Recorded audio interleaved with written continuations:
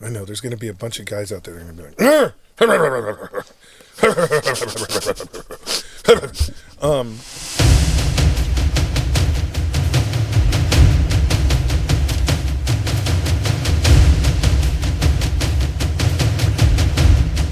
If you cut yourself and pour ink into it, will it leave a tattoo? Yeah.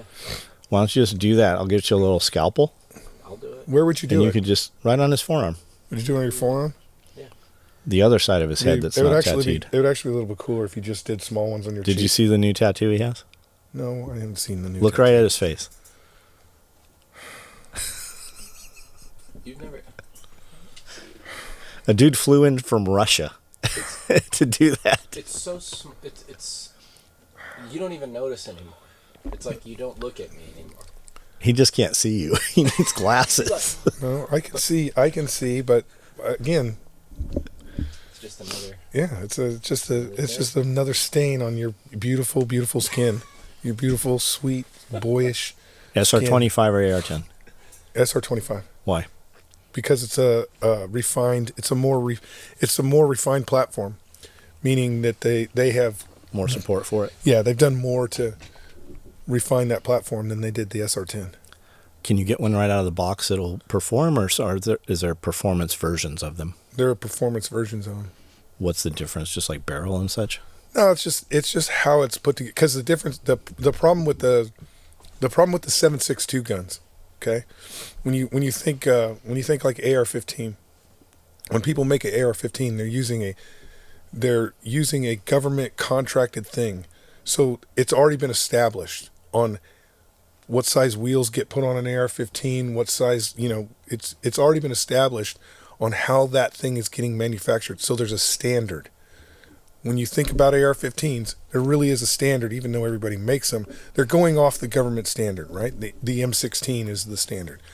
When you think about the 7.62 guns, there was never a standard.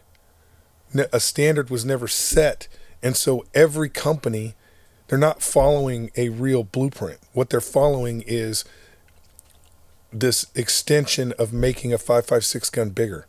So there's no standard that they're following. So every company really is making, when you talk about a SR25 or a 7.62 gas gun, they're really making their own gas gun. Now they do copy people, like Reed Knight, his stuff gets copied. Who was it? DPMS, who really started the craze back in the way day. But those blueprints are their ideas. So no parts interchangeability really between guns? Not a lot. I mean, there is some. It's a little more changeability now because again, they're going off of other companies' stuff, and so you can buy a barrel from these guys. But then you get to the magazine. Well, what kind of magazine are you going to use? There's just no standard, and that's why the 7.62 gas guns are all a little bit different. Which ones shoot all the PMags? Who's PMag making them? That is the SR25. Yeah, that's Reed Knight. Do you have a lot of time behind those, or any time? Yeah. I carried a Mark 11 the last time I was over. How far out would you shoot that? 800 yards. No problem all day long. Oh yeah. Human targets. Okay. I know there's going to be a bunch of guys out there that are going to be like,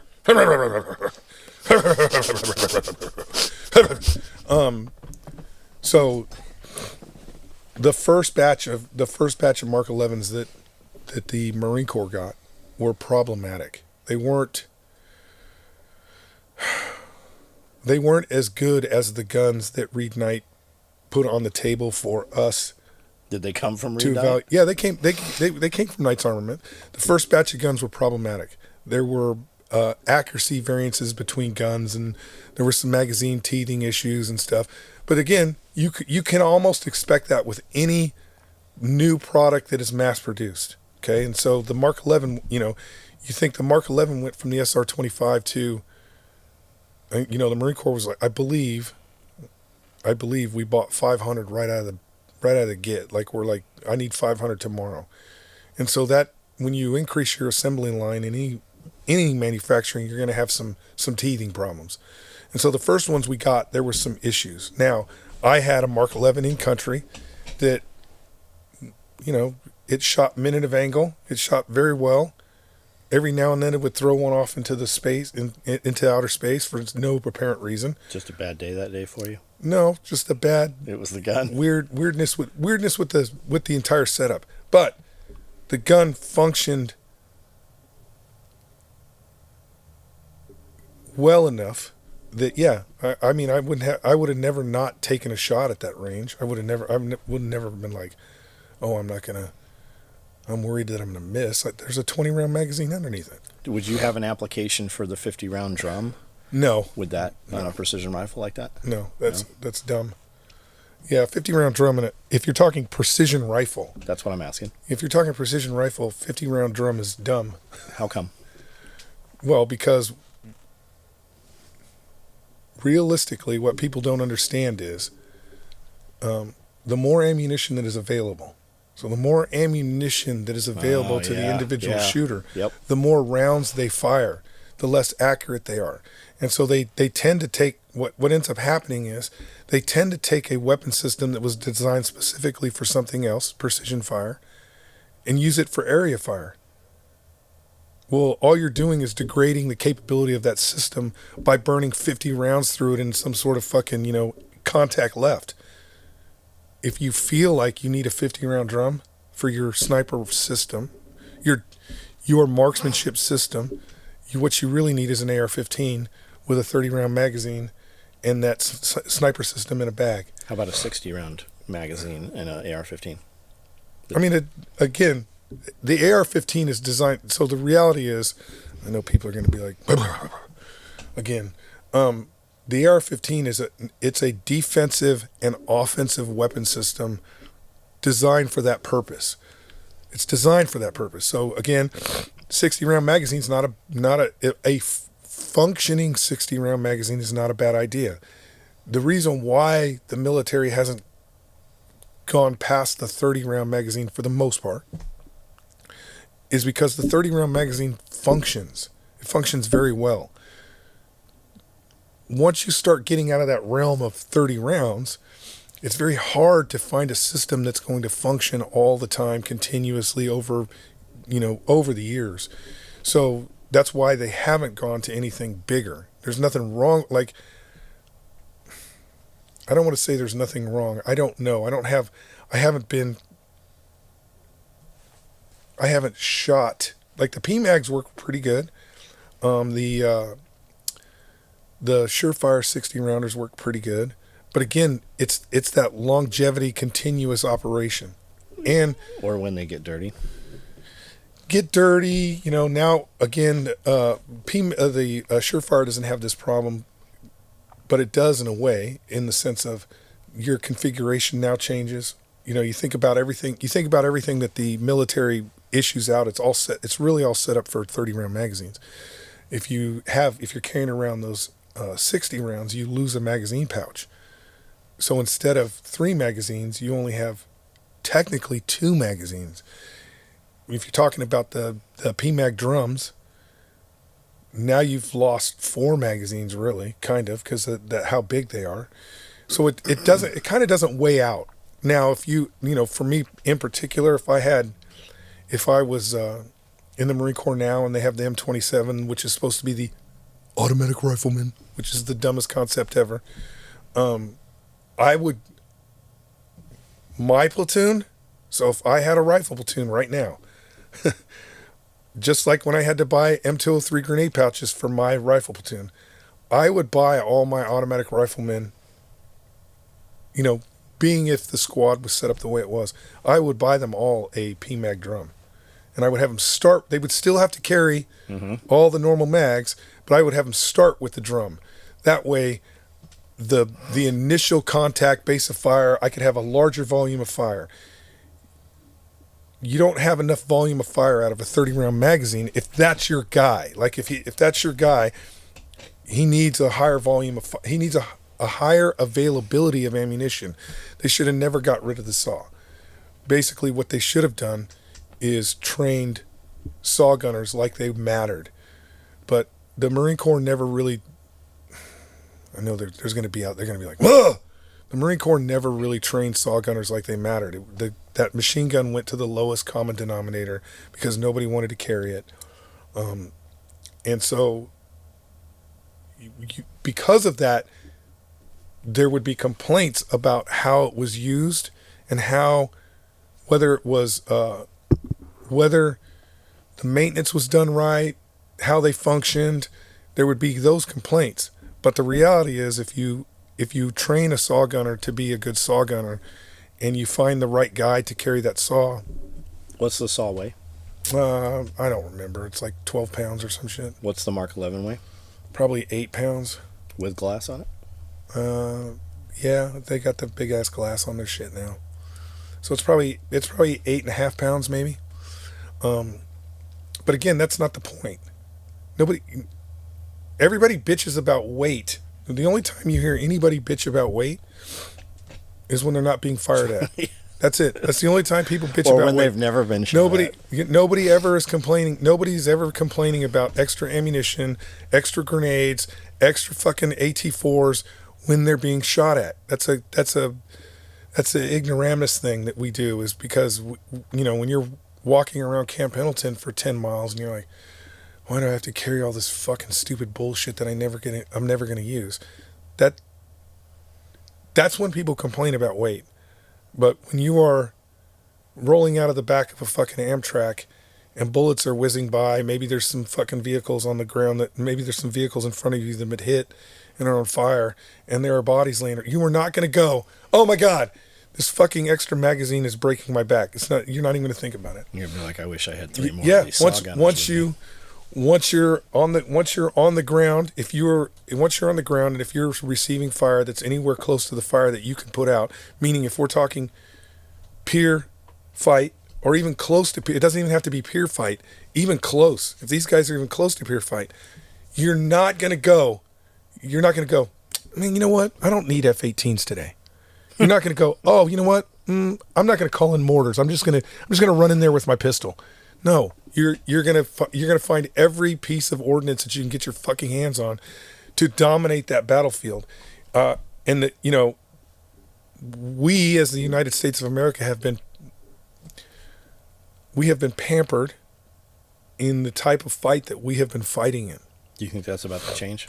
I don't know. I don't know if it's going to change or not. But if you want to understand what real combat is. And I'm not trying to take away anything that anybody's done over the fucking GWAT years. There are people who have fought very valiantly over the GWAT years. But you want to see real combat, you need to really look at the war that's going on currently between Ukraine and Russia. Watch their assault forces. Watch the Ukrainian assault forces when they go to try and take a trench. Watch the operations that are going on over there. That's real combat. When you have to assault prepared positions under artillery fire with no air cover and worry about landmines, that's real combat. Those guys are fighting and dying like we have not had to do since Korea. How long has that war been going on? Or actually Vietnam, really. How long has that been going on over there right now? 3.5 years. Do you think there's dudes fighting right now that have been fighting that entire 3.5 years because they're dead? They're gone. I've currently had an opportunity to watch. I don't know why it's creeped onto YouTube, but there's a Telegram station that's posting Russia GoPro stuff, and when you watch the Russian GoPro stuff, again, the United States, we're not receiving propaganda, but we are receiving propaganda. They want us to support the Ukrainians, and part of the support for Ukrainians is to only show things that are good, right? So when you're on YouTube and you see Russians getting killed, Russian tanks getting blown up and all that, that's to garnish your support to keep sending money and materials over to Ukraine. But that is a very one-sided event. Like, you're not really seeing the big picture because you think that the Ukrainians are just destroying the Russians. The Ukrainians are doing a wonderful, outstanding job fighting an adversary that is way bigger than they are. They're doing a great job. but they by far are doing a defensive operation. They're holding on to the ground that they can hold on by their fucking fingernails. They're doing everything they can to sustain this fight.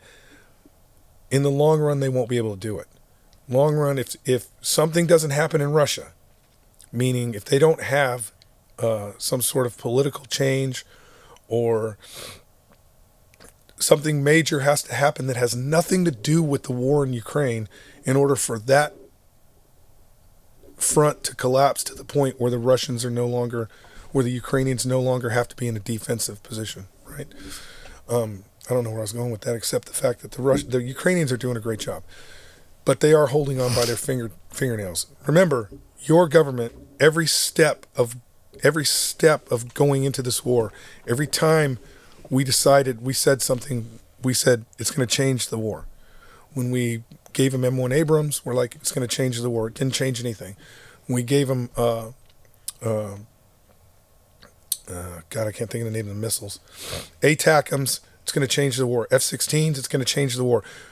None of that has changed the war outside of the fact that it has allowed Ukraine to hold. It's allowed them to hold. But that, it's not going to be, the reality is it's not going to be European equipment that is going to change the tide of battle in that war. The only way the tide of battle will change that war is if European or American boys go over there and fight. That's it. You can't, even in today's modern battlefield where everybody's like drone. It takes a man. A man has to be out there standing there holding that piece of territory for it to be yours. And so without changing that dynamic, without putting young men in boots and sending them over to Russia or sending over to fight in Ukraine is at a stalemate.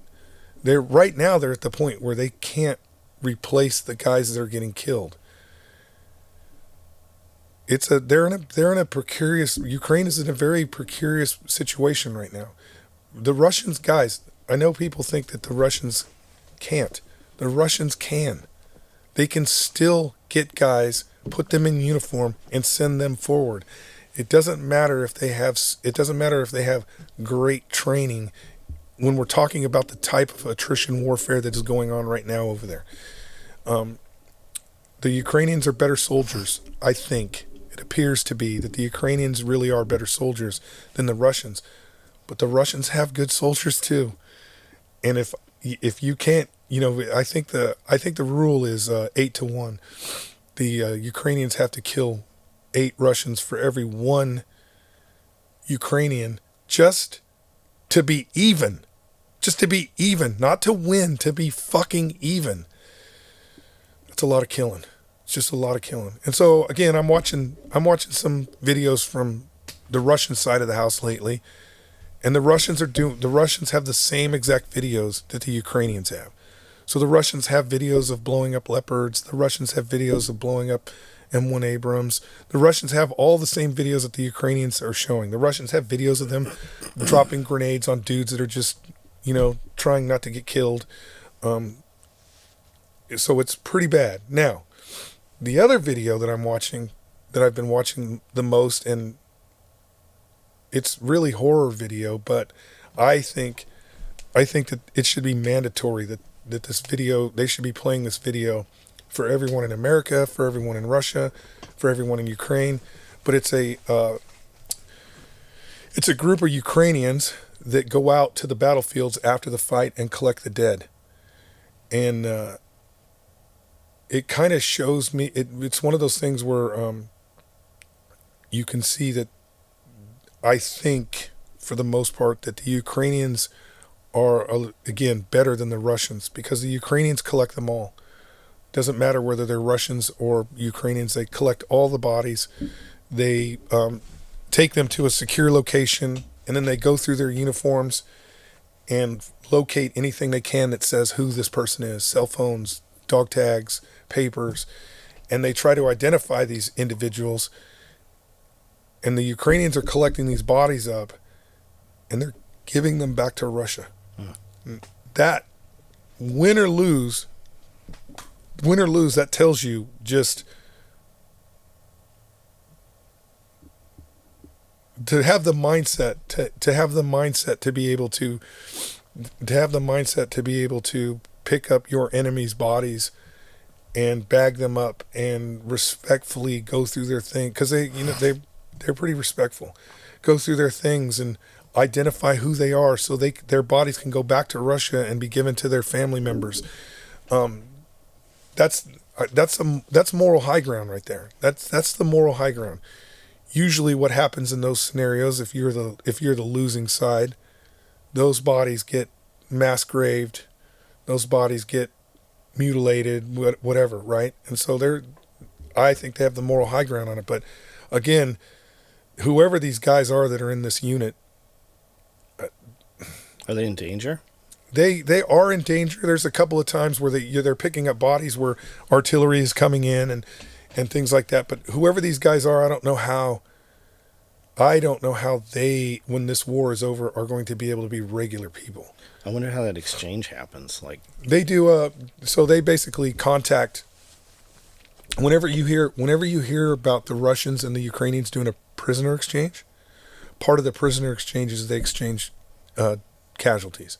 So that means the Ukrainians have a train, a cold storage train that they put all the bodies on, and whenever there's a POW exchange, the Russians and the Ukrainians exchange trains. So the Russians get their dead bodies and the Ukrainians get. I remember I was watching something on one of the history. I'll be listening to stuff and I'm like, I've got to turn local, like, current politics shit off, and I'll just click the history button. Mm-hmm. And a lot of stuff from Russia pops up just because it's such a vast area, and they had Russian refrigerator trains for moving bodies, and I never did hear what that was for or when that time period was. And there were some people that had bought them and got a hold of these, and they somehow converted them and were using them as living quarters and stuff in the middle of like nowhere. It's one of those things in war that you kind of don't think about, because especially for the United States, because we have fought belligerents. Every time we fight, if you think about Vietnam, Korea, I don't know about Korea. Maybe they did it in Korea. The Chinese might have done it in Korea where we exchanged casualties. But usually there's not this exchange. Like if you think about when we got the POWs back from Vietnam at the end of the war had to end for us to get the POWs. The Ukrainians and the Russians have been exchanging POWs like continuously since I don't know if it's every month or every however long it takes, but they have been exchanging POWs since the war happened. Like they're meeting. I mean, just imagine that you're meeting your enemy on a railroad track somewhere, and your guys get out of trucks, their guys get out of trucks, cross, their train goes with their casualties, and your train comes with your casualties. It's very interesting, very, I would say very World War I like. So it's just I don't think that the majority of the world understands what those guys are going through. Have you read any Jack Carr books? No. But you know who he is? Yeah. Oh, yeah. So his newest book, Cry Havoc, is about MACV-SOG. Mm-hmm. And he interviewed a lot of these guys, like one-on-one. And hearing these guys talk, it's just like what you were saying. Like, they were going out with 40 mags, and they were going out with every dude had 6 claymores and shit. And recently, Sean Ryan had a MACV-SOG dude on that was in studio. I need to go back and listen to that. But when I got the book, it was on audiobooks. Mm-hmm. And I was thinking, man, I'm not really interested in this Vietnam stuff. Dude, fucking fascinating. Guys moving out there in like 6-man units, and then the Montagnards and the locals and stuff.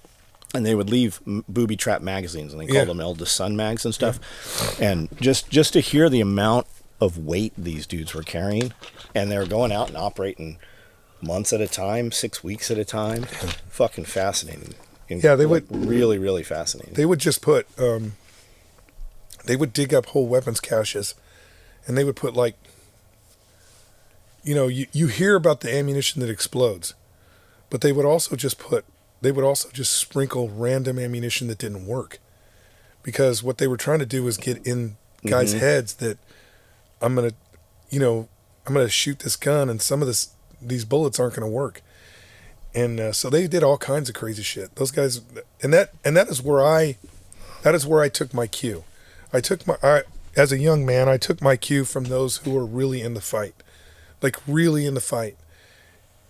It's hard to take your cues from people who have never really been in the fight. That's the 6-mag guy. The 6-mag guy's never been in the fight. There's nobody out there that is going to swear to the 6 magazines who's been in a real fight. Example is Tarawa, the Marine Corps. Was it Tarawa? I'm getting old, guys. I believe it was Tarawa. The Marine Corps could not provide fresh drinking water to the Marines. They didn't have fresh drinking water. You think amphibious operation in the U.S. Navy couldn't provide fresh drinking water? So much so that they started putting water in gasoline drums and bringing it in and getting everybody sick. That statement alone, when me reading that as a young man, I'm like, I need to be able to carry as much water as I possibly can. Because those guys, a lot of those guys were going ashore because of SOP. They were going ashore with one canteen. Because the idea was, you're going to move ashore, you're going to establish a defensive position, shore party's going to be able to bring you all that stuff up. But in real combat, shore party can't bring any of that shit up because they're getting blown the fuck up. And so you're not going to have the things you think you're going to have on the front. And so a lot of those guys had one canteen, and that's why they were fucked, because the military couldn't provide the necessity thing to keep them moving.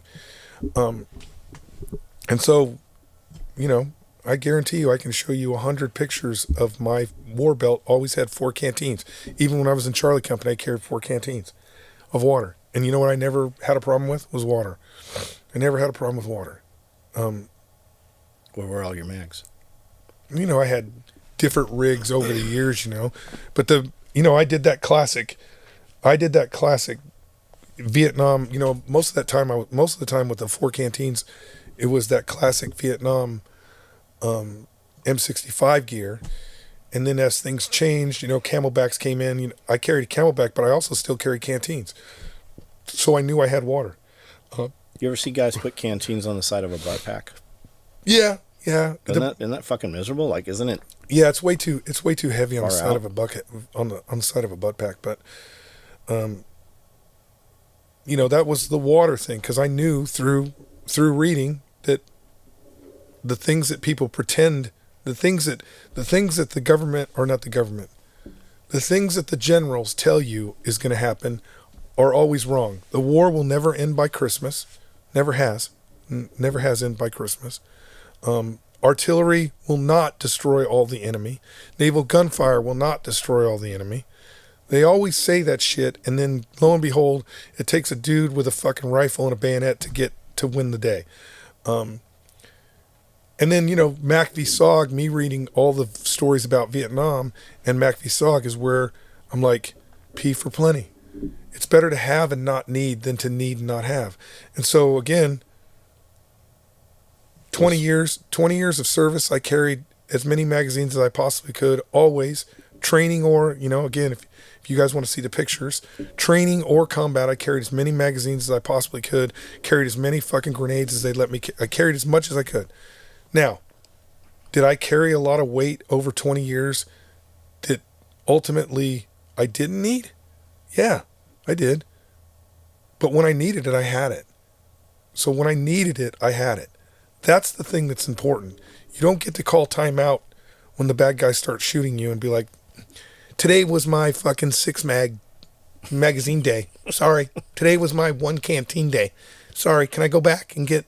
I got my hollow plates. Yeah, you don't get to do that. You got to fight. And, and the thing about the MACV-SOG guys is the thing that I, again, when those guys really got in the shit, when they really got dropped off right in the fight, they disappeared off the face of the planet. Like, they would send groups in. They would send MACV-SOG guys, and their Montagnard guys in, drop them in an LZ and never hear from them again. That was a fight. Like, you can't ask for more ammo later on. And anytime somebody says, when people are like, Oh, well, they'll just fly in. You know, you got a QRF, right? There's a QRF that can come get you. The best QRFs are 30 minutes out. You know how much death you can do in 30 minutes? And there's no QRF coming when you're not supposed to be there. Yeah, again, MACV-SOG, that's different. They had some stuff, but they weren't supposed to be there, so they have to disappear off the planet. But again, even in regular sustained combat, right? Regular sustainable combat where we have QRFs and we have helicopters that can come pick you up and take you to, you're still 30 minutes out. You're still 30 minutes out. How much ammo could you expend in 30 minutes? Yeah, I remember hearing like call for air and shit, and they're like, we're 5 minutes out. 5 minutes? Yeah. It's like we're not going to make it 5 minutes. Time becomes very expensive. Time becomes very expensive if you have an ammo, or if you have an enemy that has more ammo than you do. It becomes very expensive. Was Billy Stojak of Vietnam? Yeah, Billy was a UDT guy. So he was a real, sorry Navy SEALs, UDT. He was a real. Billy Stojak was the real deal. Yeah, he was a real deal. He was a gunner's mate, I believe. I'm pretty sure he was a gunner's mate. Had to been. He knew too much shit about guns. Yeah, he was, for a while, he was Tricky Dick. Tricky Dick Marcinko's handler. That's how I met him. He was Tricky Dick's our handler. After the fact? Yeah, after the fact. So. But he was one of those Mob 6 dudes in the book, wasn't he? Yeah. Him and Denny Chalker was one of those guys? Yeah. Yeah, we saw all that. But he Harry Humphreys was another one. Billy was, he was an interesting character. Interesting. We just made people different back then. Like even if you think like, people are like, people will poo-poo, I'm sure now Navy SEALs will poo-poo Dick Marcinko, and those SEALs were different. They were just different,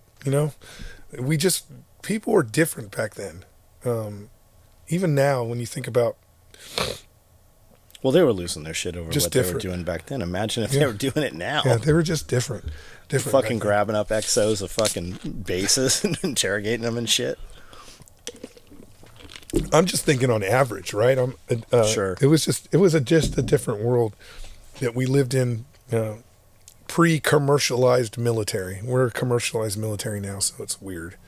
So back to the drum mags. Yeah, drum mags. Are you making a pouch for a drum mag? Is that what's going on? We already have it. I'm going somewhere with this. Okay. 40 round mags. Have you messed with the 40 round mags at all?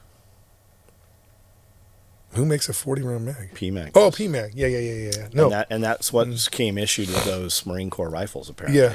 I don't know. I haven't seen any pictures of Marines shooting 40 round mags. Okay. Because the problem is the prone. Mm-hmm. You can't prone out with that 40 round mag. Correct. So they apparently there is a short. It comes with a shorter mag, and then they have the 40 round mags. Yeah. And patrol, they got 40 round. When they go prone, there's a shorter mag. Civilian resistance operations. It's a series of videos that Bear's doing each weekend, right? And he's coming from like poverty tier. He's like, this is a poverty tier DPMS rifle or Palmetto State rifles, right? Yeah, Palmetto State. And so he did, and he showed the Rallyman pouch, and we sold fucking hundreds of Rallyman pouches. It's a trip that dudes like these big YouTube channels will say some shit about some product, and we'll see like 5 sales or something. And Bear mentions the Rallyman pouch. He's like, this is my favorite pouch. It works for AK. It works for 308s also. And then forward facing, you can put 3 M4 mags. And he said it'll also hold, I think he said there were some questions about the 40. So Cody tested it, and it does in fact hold 40s. We didn't have to change anything. Remember I was talking about moving the lid down a little bit? And I said no. Yeah. And you're right. We didn't need to. So that Rallyman pouch will hold 3 30-round M4s. It'll hold 2 308 mags of 20 or 25 round. It will hold 2 AK mags. And then the drums, in that same first video, he had mentioned the 60-round drum. And I'm like, well, what do we have that'll fit this? And we knew that it fit in the one quart. When we built that new one quart, that one quart will hold 5 M4 mags or that drum perfectly, or the one quart. And then on the next video, he was talking about he doesn't have any belt-fed weapons, but a drum in a 7.62 gun is as close as they're going to get, unless you get something, belt-fed, like that Shrike or the Fight Light or the FAL. I mean, the 249, that semi-auto 249. Yeah. And then dudes are putting that. I saw T-Rex had a semi-auto with, what's that thing in it? The FRT trigger? FRT, yeah. It sounded like it was moving faster than the saw actually fired. It may have been. So I thought that was cool. And then you had mentioned, well, those are aluminum guns still. Like that belt-fed semi-auto AR. Yeah. Whereas the 249 is a metal gun. Like it's 249 and you can quick change barrels and shit. Well, lo and behold, you can buy a civilian 249. You can buy an actual saw that is semi-automatic. How much is that? $10,000. $10,000. But that's what you're going to be in the Fight Light if you buy one right now and put it together. You're going to be about $10,000. Yeah. But, a lot of people buy things, and I am one of them. A lot of people buy things for the novelty of it, right? So if you had $10,000 to buy a Fight Light or a saw, you're not thinking sustained combat operations, right? You're not thinking sustained combat operations. You're thinking, it'd be really cool if I had a belt fed. That'd be cool. And you're gonna go, now it's even cooler because of the FRT. You're gonna put an FRT in it. You're gonna go out to the. They have an FRT for the saw 249 semi. Okay. Well, you're gonna put the FRT. You're gonna put the FRT in the Fight Light, and you're gonna go out and you shoot. I don't know. Let's just get crazy. You're gonna shoot 300 rounds through it. You're gonna go, this is very cool, and then you're gonna put it away, and you're not gonna use it again, right? Because it's a different. We live in a different world because we are not in the fight, and so you don't think about the longevity of the system. Will the military 249 barrels fit in the civilian 249? Oh yeah. That's all compatible. Why? Of course, it's all the only thing. The only thing you need for a 249 build. The only thing you need for the 249 build is the upper rail system. That's it. Everything else is completely swappable. So that's the only thing you need, and that's. I've seen them pretty cheap, but again, if you have that, if you have the skeleton of the 249. You can build it. But then you kind of do need somebody who knows what they're doing to put it together. Where, again, the Fight Light, maybe you're Brandel, and you already have an AR-15. You already got one. Now all you have to do is change the upper. Now he's cool, right? He's cool. He can boop, boop, boop, boop, boop, boop. He can shoot that belt fed. That's kind of the uniqueness of it. Whereas if you buy a fucking saw, buy a 249, you bought a 249. That's it. I think that's more novel than. Oh, I love the saw. I love the saw. I think the saw is a fucking awesome equalizer. I knew for a fact, no matter what was going on in Iraq, no matter who. I mean, the 240 Gulf was pretty bitching too.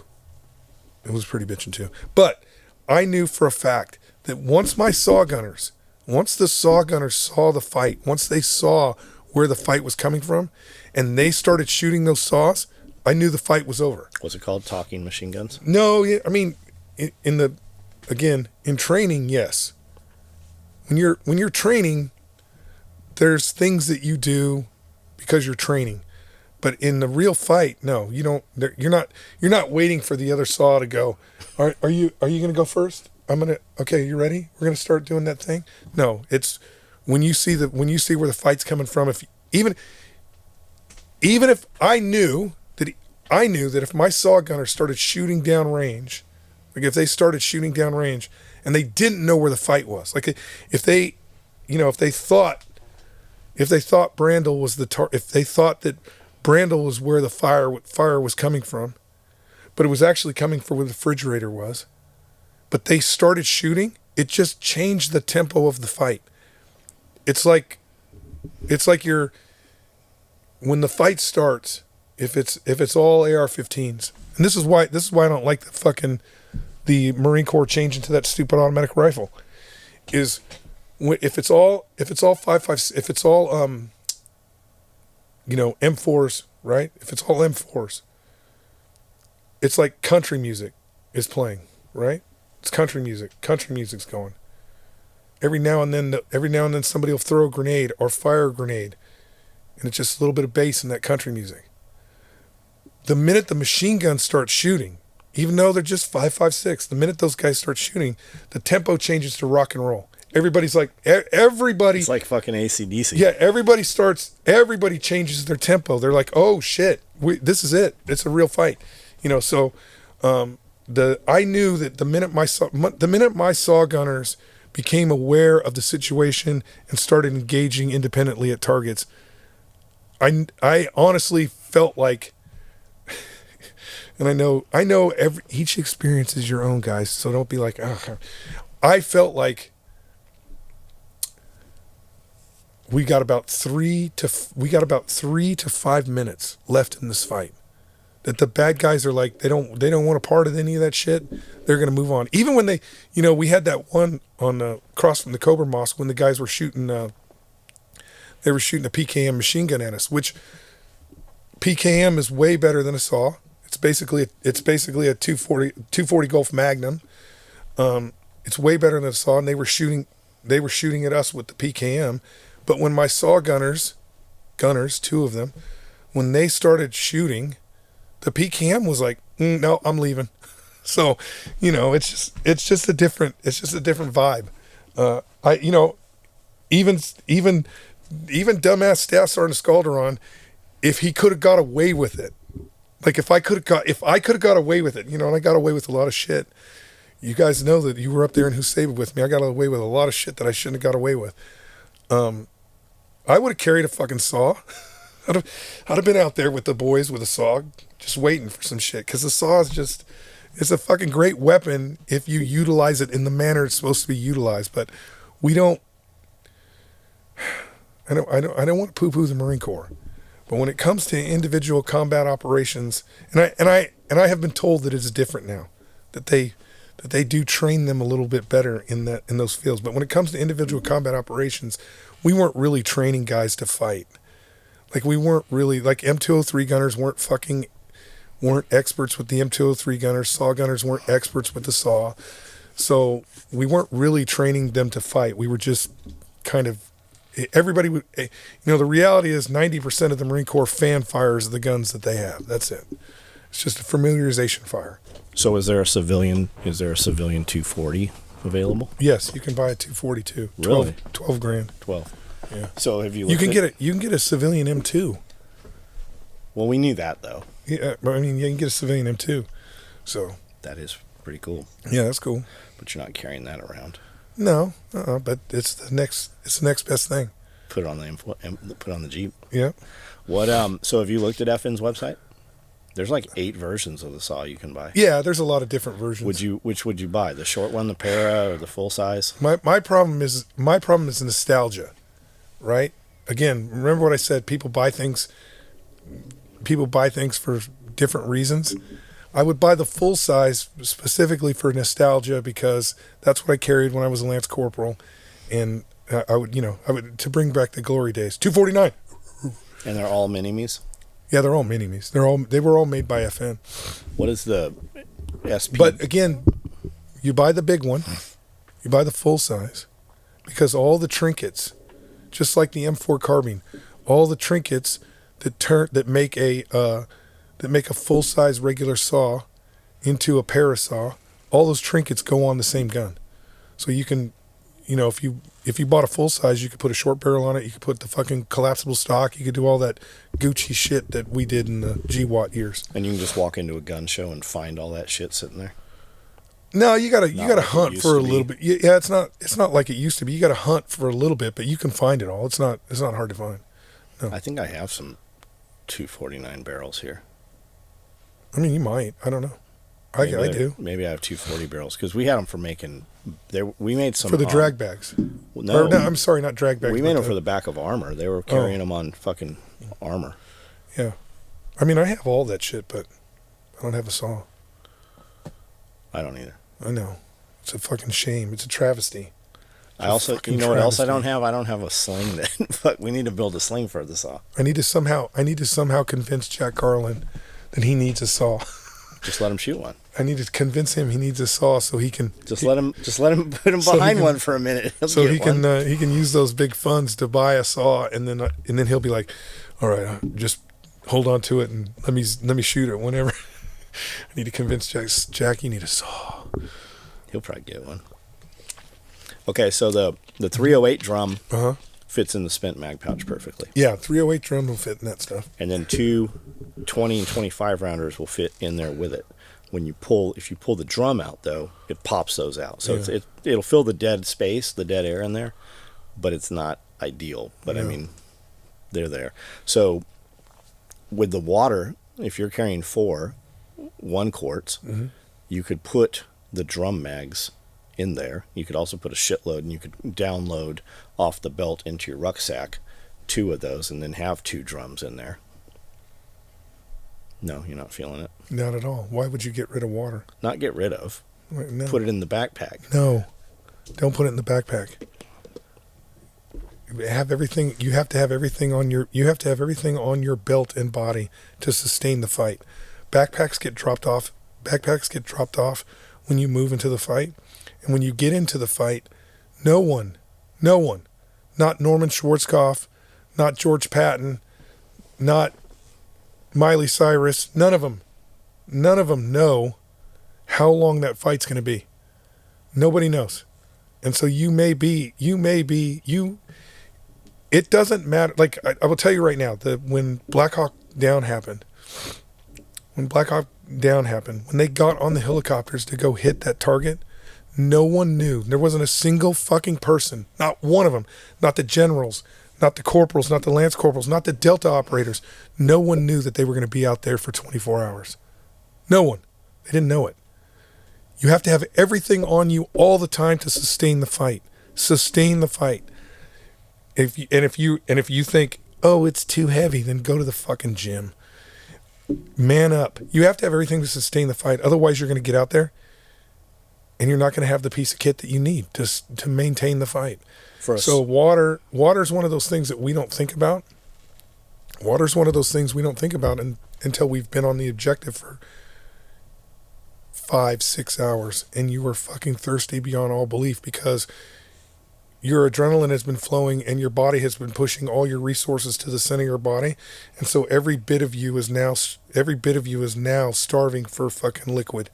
And so you're thirsty and you don't have any water because you decided to leave your canteen in your fucking rucksack that's in the Humvee that's under fire that you can't get to. Always have everything on your body to sustain the fight. Saw gunner, how many drums are they carrying? 4. 4 200s? Yep. Plus 1 on the gun? Plus 1 on the gun. I never count. When people talk about loads, I guess the 240 Gulf would be different, but the 240 Gulf does have nutsacks now. But the weapon is always hot. So the weapon's always hot, meaning when I say how many magazines you carry, if I say you're carrying 12 magazines, you're actually carrying 13 because there's 1 in your gun. Those are the extras. So like a saw gunner carrying 4 drums, he's got a drum. Now it could be just a nutsack with 100 rounds in it. I would let that slide, but you're carrying that fucking sustainment ammunition. Don't care. So he's carrying 4 Yep. 200 round boxes. Yep. And 4 1-quarts? No. The 4 quarts of water, is not mandatory for anyone but me. Okay. They will carry, he's got, because he's still taking up 8 columns, 4. He's got 2. I know what you're thinking. I know what you're thinking, but he's got 2 canteens at least, or fucking Camelback in a canteen. Saw gunner's different. If I say 4 and he only carries 2 on his belt, and he has 2 in his pack, his assault pack, I will bless that. But he's not dropping his pack. His pack goes with him wherever he goes. When you guys were out on patrol in Iraq, Were you just wearing day packs or not Alice packs, right? Well, I wore Alice pack for a couple of missions. It just depended because, you know, we were there in Iraq when it was winter time one time and it was snowing and shit. So I wore Alice pack sometimes. Usually it's just an assault pack.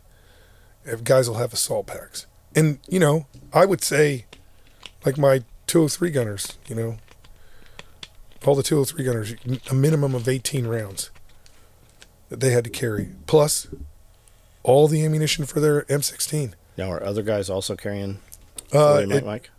No, only the fucking gunners were carrying 40 Mike, but we always have assault packs that had all the other shit in it too. And so those team leaders would be responsible for that, making sure that the assault pack made it to wherever they were going. Are other people in the team right there, are they carrying belt fed? Are they carrying boxes? Belt fed ammo is different, yeah. When I say belt fed, if you were supporting a 240, so if the 240 was assigned to said squad, then 240 ammunition would be distributed amongst the squad, but not SAW. SAW was different because rifle platoon, there were 4 SAWs. So sustainment wise, you're gonna have the ammunition because usually, you know, we're gonna go 90% of the time, all SAWs are not engaged at the same time. So you're gonna have a guy that shoots 100 rounds and then a guy that shoots 25 rounds. So you can maneuver that ammunition. How many guys in a rifle platoon? 4 squads of 13. Somebody do the math. So one SAW per 13 guys? Two SAWs per squad. Okay. Yeah. So on a 6 or 8 man Wait a team. minute. Am I doing that wrong, guys? Am I doing that? Is it 3 SAWs per squad? Holy shit, did I have 9? No, I couldn't have. God, it's been so long. A lot of SAWs. A lot of beautiful machine guns. More. I think we should have, whatever it was, we should have doubled it. 6 to 8 man team, would you have a guy put down? Is it 3 fire teams per squad? Okay. 13. 3 fire teams per squad. Each fire team has a SAW. Are you Googling that for him? Yeah, there's 3 goddamn SAWs per squad. Sorry. So on a 6 to 8 man team, would you have a guy put down an M4 to carry an extra SAW? Would you want to take 2 SAWs? Oh, if you were broken. No, because usually when like, especially with the rifle platoon, snipers is different, but especially with a rifle platoon, you broke it down by a squad. You wouldn't take less.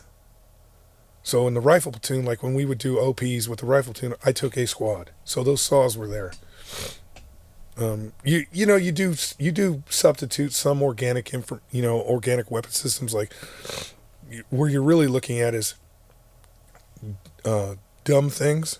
They're not dumb, they're very cool, but watch people carry them. AT4s, like that's where you're really like, who's carrying the AT4? How many AT4s are you going to take? For operation wise, I mean, the reality is the AT4 was kind of dumb. Because it was just, the AT4 is big, cumbersome. There's no way to properly carry the damn thing. You fire it once and you get rid of it. You're better off you're better off, for me, all experiences may vary. You're better off taking a small rocket crew with you. So that's a 2-man team. Taking the small rocket and giving your guys small rockets to carry for the small gunner than you are taking AT4s. Because again, reloadable, repeat performance, better overall action on the target. Plus, again, Marine Corps, I'm sure the Army's the same way. AT4s are expensive.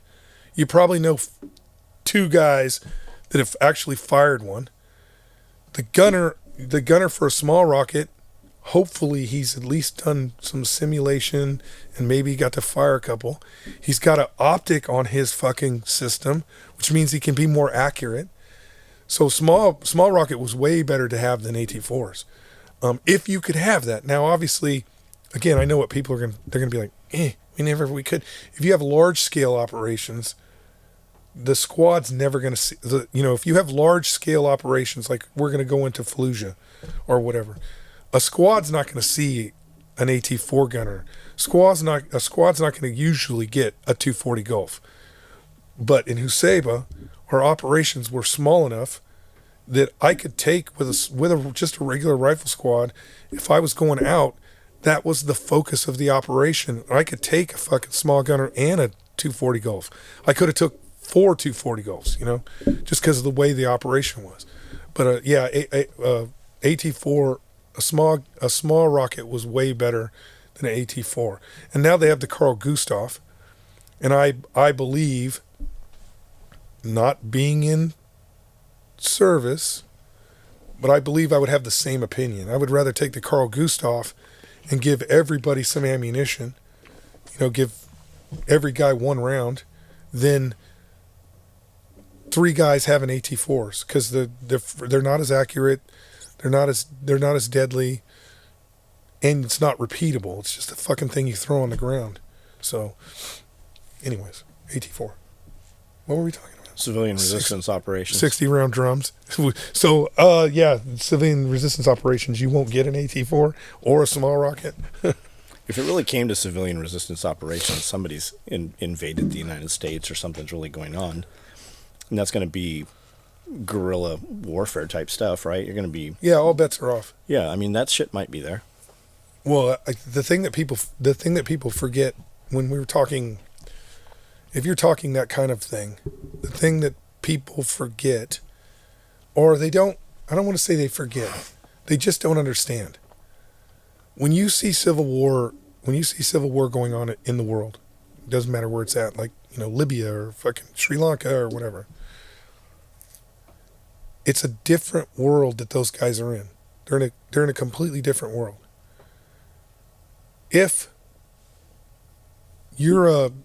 you think you're a civilian resistance fighter or whatever, if you think you're preparing for something in the United States, it is not, what happens is we tailor it around things that we see. So we think about, what's going on in foreign lands or whatever. We tailor it around what we see, and then we tailor it around what we can get currently. Okay? What we can get currently. It won't look anything like we think it will look. Meaning, in any type of rule of law, where if the rule of law changes to a point where you have to go out and defend your home from foreign invaders or whatever, the Antifa,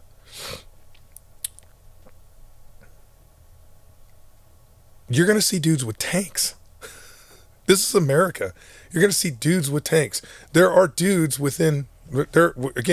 there are dudes legally within, I don't know, 45 minutes. Within 45 minutes that have RPG-7s, have legal 120 millimeter Russian artillery, Russian mortars, M60 machine, like,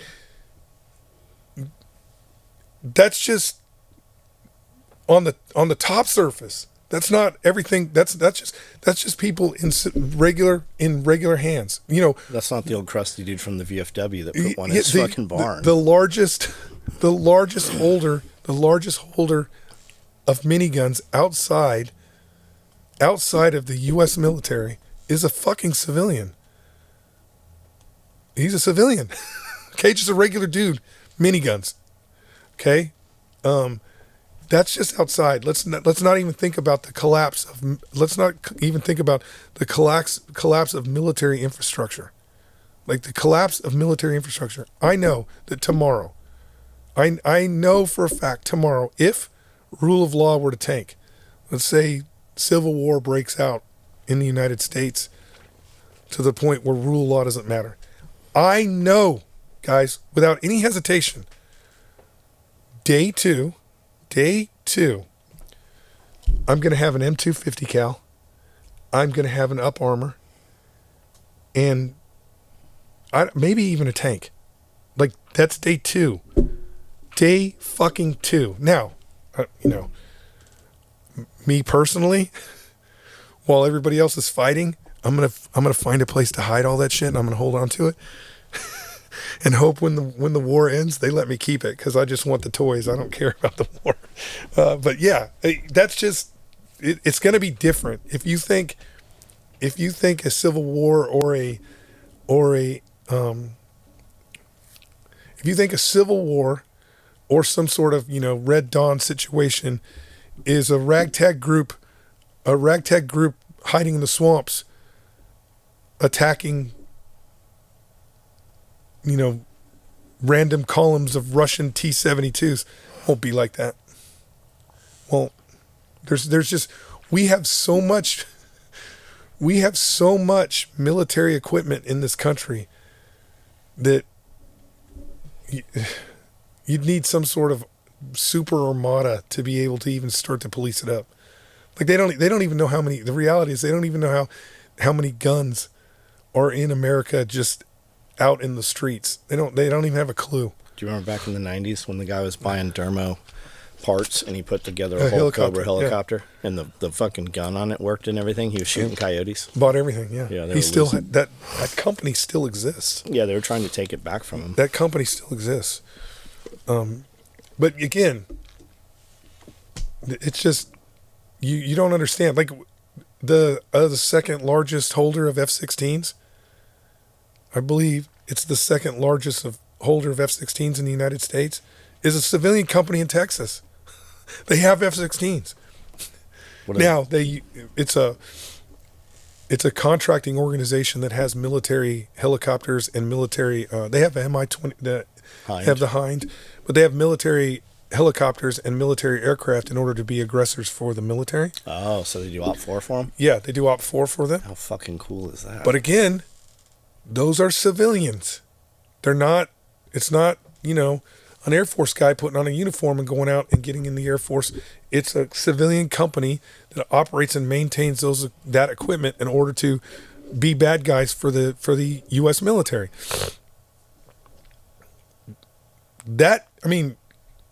Instantly that becomes, in theory, depending on what shakes out, like if the aliens come, that becomes an asset that's outside the control of the U.S. government. That's wild. Yeah, it's crazy. So, I don't think people understand that, like it wouldn't be under the realm of impossibility. Okay? To me, it wouldn't be under the realm of impossibility that on day 2 of the Civil War, when whoever is in the map room and they're like, okay, guys, what assets do we have available to us? If your militia is not like, all right, we got 50 M1 Abrams, 10 F-22 Raptors. It wouldn't be under the possibility, because again, people don't think about this, but the largest group in the United States flying F-22 Raptors is National Guard. So those aircraft are scattered all over the United States. And to think in a world where rule of law doesn't matter, or there's a civil war, to think that those assets would not fall within the purview of whoever is controlling that area, of course it will. Of course it's going to fall in that. It would be, think about Libya, guys. Think about Libya. We destroyed that country as a country. We've turned that place into a living hellscape. There are militias running around with all sorts of fucking equipment that 20 years ago you would be like, no way. Like they're militias that are flying Russian aircraft in Libya. That's a militia. So now imagine the same thing happening in the United States. There would be fucking F-22 Raptors that still would go in the air, and you would be like, is that the government, or is that the fucking, redcoats from Texas? You wouldn't know. So again, I'll give you an example. I'll give you an example that is on a smaller scale, okay? Smaller scale that kind of will let you see what I'm talking about. In 1992, the U.S. Marine Corps sent a battalion, 3-1, supported by 1-9 Scout Snipers, or attached, 1-9 Scout Snipers attached to the LA riots, okay? They sent a Marine battalion supported by LAR. I'm sorry if I'm forgetting any other attachments. I'm sure there was more attachments. But an entire battalion up to Los Angeles in order to help quell the riots, okay? Quell the riots. We were gone for I think we were gone for 4 weeks in Los Angeles for 2 weeks and then brought back. The battalion commander and staff were immediately relieved because of all the ammunition that was lost in LA. Because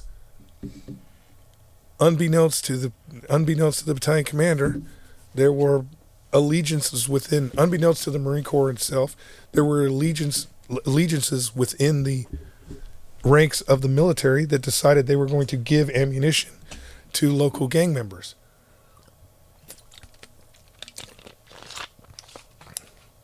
That's a microcosm of the real thing. It's a microcosm of the real thing. Imagine if rule of law changed in the United States where, I mean, you already have, think about this, you already have military commanders, you already have arrogant military commanders right now that do not believe that they are beholden to the commander-in-chief of the United States. You already have military commanders, high-level military commanders, that do not believe they are beholden to the commander-in-chief of the United States of America. Now imagine a Lance Corporal that has a case of hand grenades, who also feels the same way about that bullshit leadership that does not feel beholden to the commander-in-chief. If you won't follow orders, why the fuck do I have to? Right? Those generals are doing everything in their power right now to undermine their authority. Their authority, not the president's authority, their authority. If you do not have the wherewithal to follow orders as directed from time to time by your superior, which is the commander-in-chief, then that goes all the way down the boat. That goes all the way down to the engine room. And if the fucking engine doesn't turn, your fucking command means nothing. So they're doing everything they can to undermine the good order and discipline of the United States military. It's only going to backfire on them. And, you know, again, that's how I get an M1 Abrams. Really, it's how I get an F-22 Raptor. I don't know what I'm going to do with it. I promise you what I'm going to do. I'll tell you what I'm going to do. You don't need to worry about it, Uncle Sugar. If I get an F-22 Raptor, I'm going to hide it in a garage somewhere. And I'm going to sit in it, and I'm going to turn the lights on and shit, and I'm going to pretend like I'm, you know, shooting Russians down, because that's what you trained me to do, was kill Russians. So I'm going to pretend, you know, it's going to be parked right next to my M1 Abrams. I'm going to do the same thing. I'm going to climb in that, and I'm going to pretend like I'm shooting Russian tanks. It'll be perfectly safe. When the war's over, maybe we can do a Lend-Lease deal where I let you guys borrow that shit when the war's over. That's all I'm going to do. I'm going to just hide all that shit. Save it for later because I like Gucci military stuff. So do you think you're going to see any kind of civil war, civil unrest shit? No. I mean, well, I mean, we're going to see some EBT riots, that's for sure. So apparently they've had a couple of them where they've had to emergency evacuate Walmart employees. I keep hearing that. I never saw where it was. On the live, people were saying that it had happened in California. I mean, that's where it's going to happen. It's going to start anywhere where Democrats do not follow rule of law. That's where it's going to start. You're going to Walmart's going to get hit in Chicago. Walmart's going to get hit in California. You know, anywhere where it's a Democratic enclave, those places are going to get hit and tore up, and because they know they're not going to get in trouble. The reality is, okay, guys, you're going to get your SNAP and your EBT benefits eventually when the Democrats realize that this isn't working. But what is not going to happen is, what probably will not happen, is those stores reopening. So all you're doing is creating food deserts wherever you live by destroying those stores. Yeah, when they had a mass stealing from Walmart in Atlanta, they closed down like 3 or 4 of those stores. All you're doing is you're highlighting the areas where it's no longer worth doing business in those areas. And so you're going to create a food desert. Walmart's going to pull out. Somebody else is going to come in. They will. Dollar Generals. But everything will be more expensive. And the quality will be less. The quality won't be as good. I know. Oh my God, I'm comparing Walmart to quality, but it's going to be even less. You're only ruining your fucking neighborhoods. So I don't know. It's a terrible thing. It's a terrible thing that the Democrats have Trump derangement so bad that they feel like somehow this is going to help them, but right now it's not. It's not helping them at all. So. And the other thing too is it's highlighting how many Americans rely on government assistance every day in order to survive. And it's said that 60% of them are illegals. So far, all the ones I see complaining about who's going to feed their 7 kids from 7 days. I almost think like all that's fake because the stuff they're saying. I'm like, the stuff that these ladies are saying on their TikToks is like. I get $4,800 a month on EBT. You are exactly the reason why we shouldn't be doing this. Like you are an able-bodied person that thinks this way. I mean, I don't know. Do I think that the SNAP program, the SNAP and EBT should be shut down? No, I do believe that there are people on those government assistance programs that need that government assistance. But I also think there's a lot of people on those programs that are taking advantage of it and should be culled from the herd. So the day Trump got elected, Sarah Huckabee, who used to be his press secretary, she is the governor of Arkansas now, I believe. Yeah. She said, we're going to interview everybody on benefits, and we're going to face-to-face interview you. You have to come in. And if you're able-bodied, you're going to have to work. And now they are saying this. Apparently Trump did something similar to that, but it's on a state-by-state basis. Yeah. So state-by-state, they're making them come in, and they're having to interview, and they have to work 20 hours out of the month. The problem is to maintain that. The problem is at a federal level, that's almost impossible unless you create a new agency in order to maintain it. Of course they will. No, I hear you. In order for that, like even the SNAP and EBT benefits are all run by the states. Comes from I believe it's dispersed through the Department of Agriculture. Yeah, it's all run by the states. They're the ones that manage it, because it's a big program. Would take a lot of management, but again, you run into the same problem that you run into with people who murder people. You're requiring the states to manage it, and do you think Gavin Newsom's going to manage that properly? Of course not. He's not going to manage it properly. He's going to keep pretending like he's somebody he's not, and he's going to keep stealing that money or routing that money in a manner that only helps him and not helps his constituents. So from a federal level, by handing it off to the states, you're going to have some states that are going to do good by the American taxpayer and wean those off that should be working and keep those people on there that really need the assistance.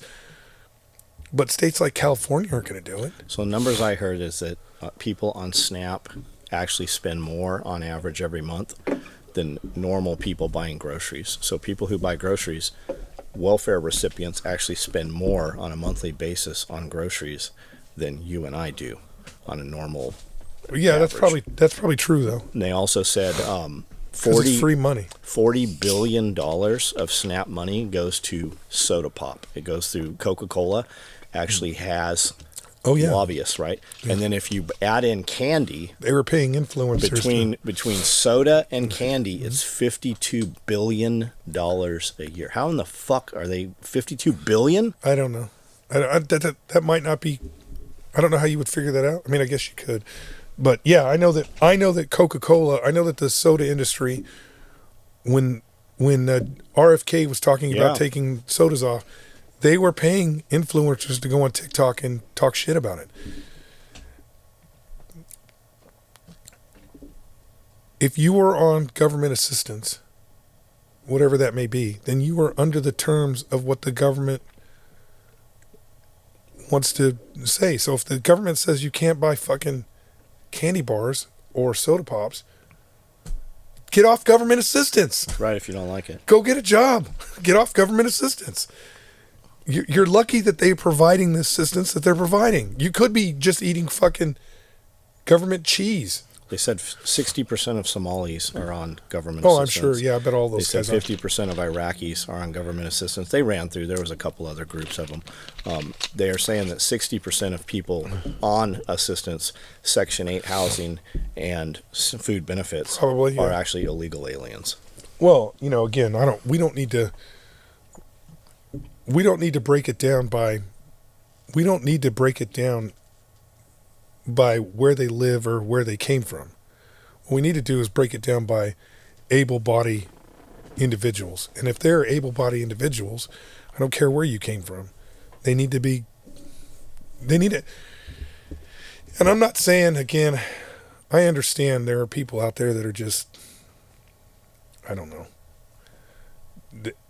I'm not saying, oh, Brandel, I see you got 2 legs and 2 arms and tattoos. You are able-bodied. Your SNAP assistance is over.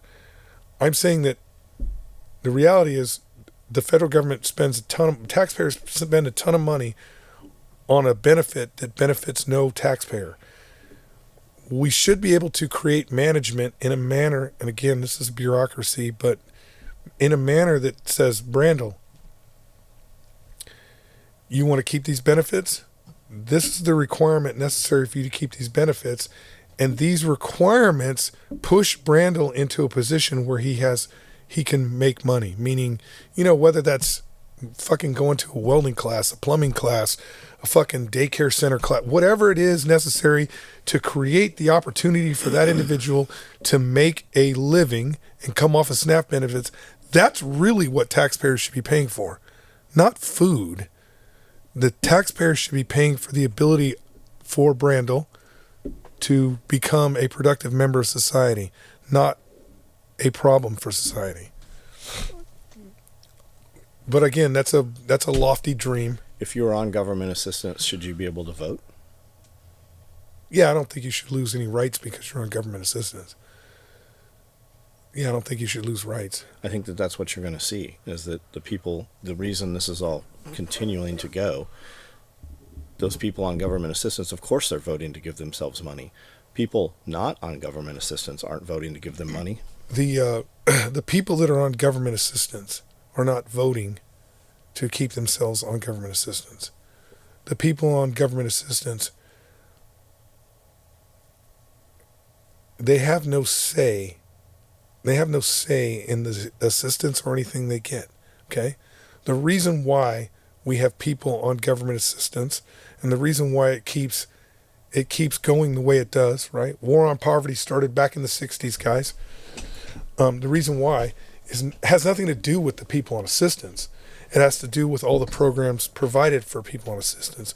That there are thousands of people out there that are making millions of dollars to provide such assistance. And as long as that portion becomes viable as a money income stream, then these people will never be helped. They'll never be helped because you have the Democratic Party that are making money off of these people on assistance. It's got nothing to do, if they cut that stream off, if they said, if the federal government came out tomorrow and said, every single dollar, no, you can't say every single dollar because you need it. Well, you could, and you could put it in the hands of the church. You could technically put it in the hands of the church. But if they came out and said 99 cents of every dollar, so you only get a penny for infrastructure, 99 cents of every dollar had to go to fixing this poverty issue, you would see it get fixed quickly because there's no money to be made. There wouldn't be money to be made. There are people who are making money. It's like Gavin Newsom. It's like Gavin Newsom. They gave him $40 billion to solve the homeless problem. They gave him $40 billion to solve the homeless problem. Now, from a state level, they did this. Hey, Brandel NGO, here's your money. Willis NGO, here's your money. Do with it as you feel. You're required to give money back to me because I just gave you that money. Graft, yeah. Nobody is required. None of those NGOs are required to show that they actually helped anybody. So it's just theft. Where if the requirement was from the federal government, the requirement was that even 50 cents, I mean, think about that, even 50 cents on the dollar, if every fucking 50 cents that the government gave out to help people was required to actually help people, and you had to show that you were helping them, the homeless problem would be fixed. The fucking, you're never really going to fix the homeless problem, just like you're never really going to fix the war on poverty. But the numbers would reflect in a manner that would show that you're like, yeah, now there's only, 100,000 people that are on SNAP benefits because we've helped all these people. There's only, when you drive around LA, there's only 60 crazy people that still live on the street. We can't help them. They don't want to be helped or whatever. You know what I'm saying? But they can't show any of that. And that's because they're stealing the money. Do you know who Nick Freitas is? No. The senator from, I believe he's from Virginia. SF guy? Oh, yeah. Okay, so I saw a short video he did the other day, and he said, my Democratic colleagues are having a problem getting their fundraising up. Yeah. They're not at their numbers where they should be. And he said, do you know why that is? He said, because when we cut off all the USAID stuff, it stopped funding Planned Parenthood and public broadcasting radio, right? Yeah, there's a lot of things that stopped funding. So he said the main thing was when they stopped funding Planned Parenthood couldn't fill those coffers up. And he said that's where it all was. It's not real. They're not getting that from individuals. People don't believe in that shit. Well, I think it is that funding coming from those major nonprofits. I think there's some truth in that, but two things can be true to be equal. Okay, so yes, the Democratic Party was receiving a lot of taxpayer money through nonprofits, meaning they were paying nonprofits to actually put money back in their pockets. That's like Democrat 101 easy day, right? But the reason why I think the Democrats are really hurting, is because with Kamala Harris, they put forth this idea. They put forth this idea that they knew was not true.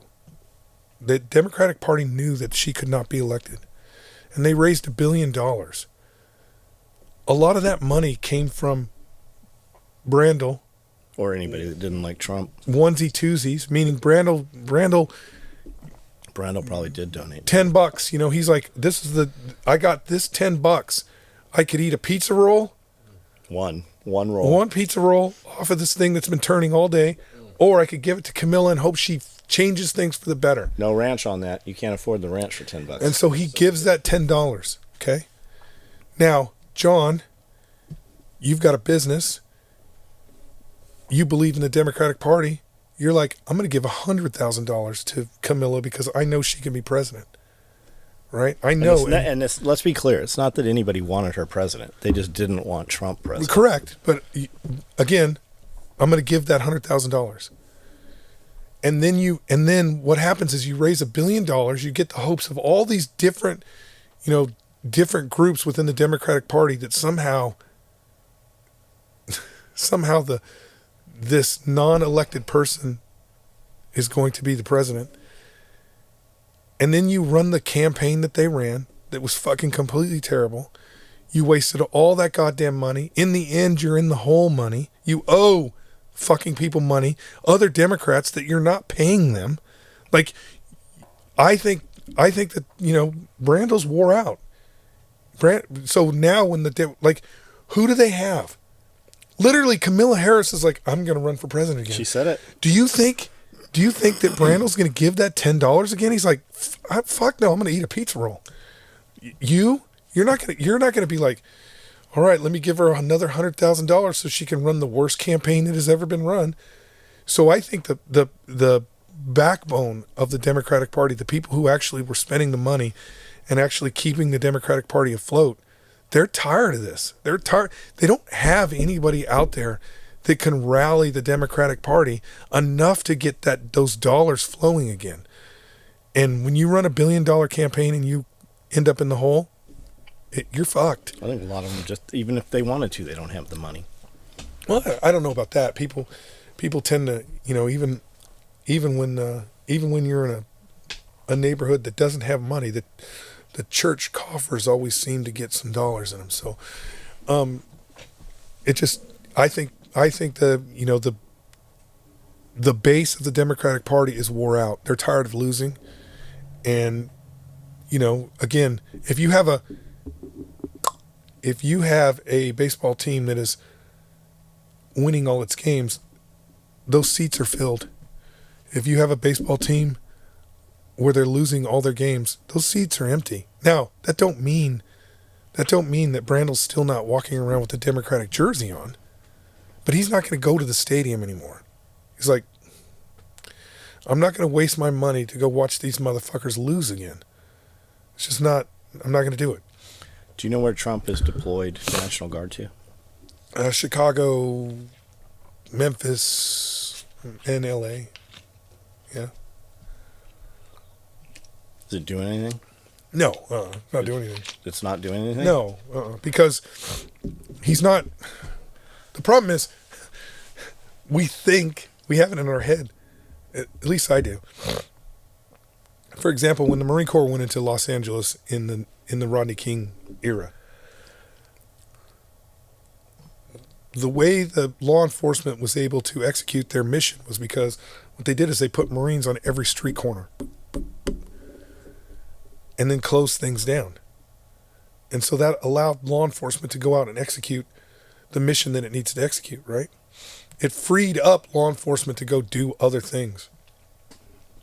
But what Trump is doing is he's doing something different than what Bush did. Bush kind of carte blanched. Was it Bush?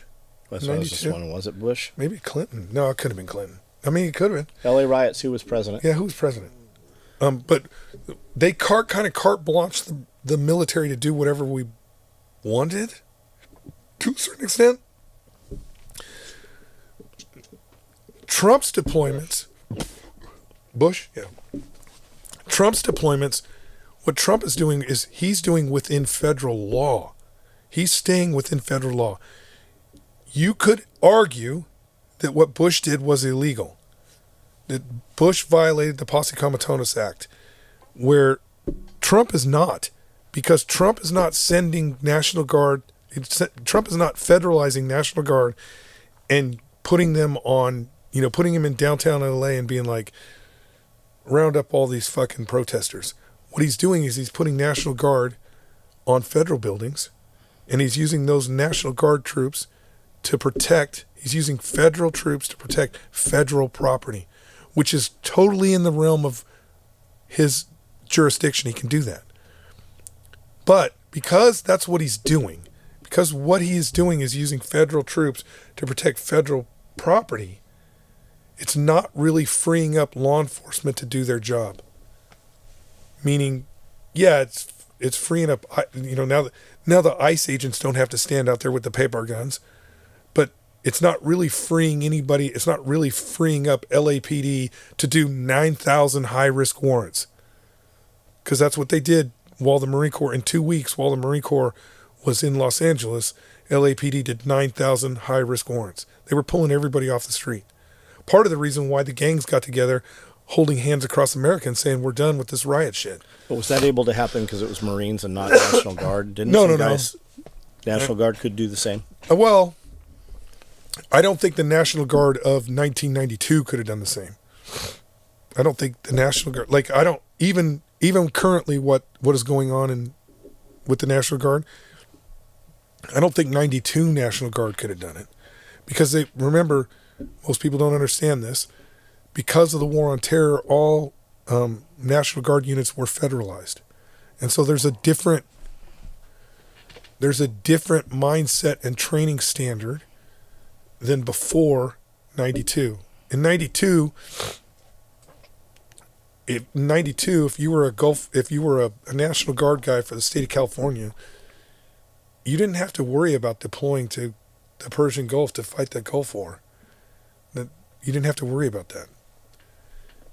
Come the GWAT, because all National Guard units were federalized, you now suddenly are in a position where the federal government could go, hey, you're going to fucking Iraq.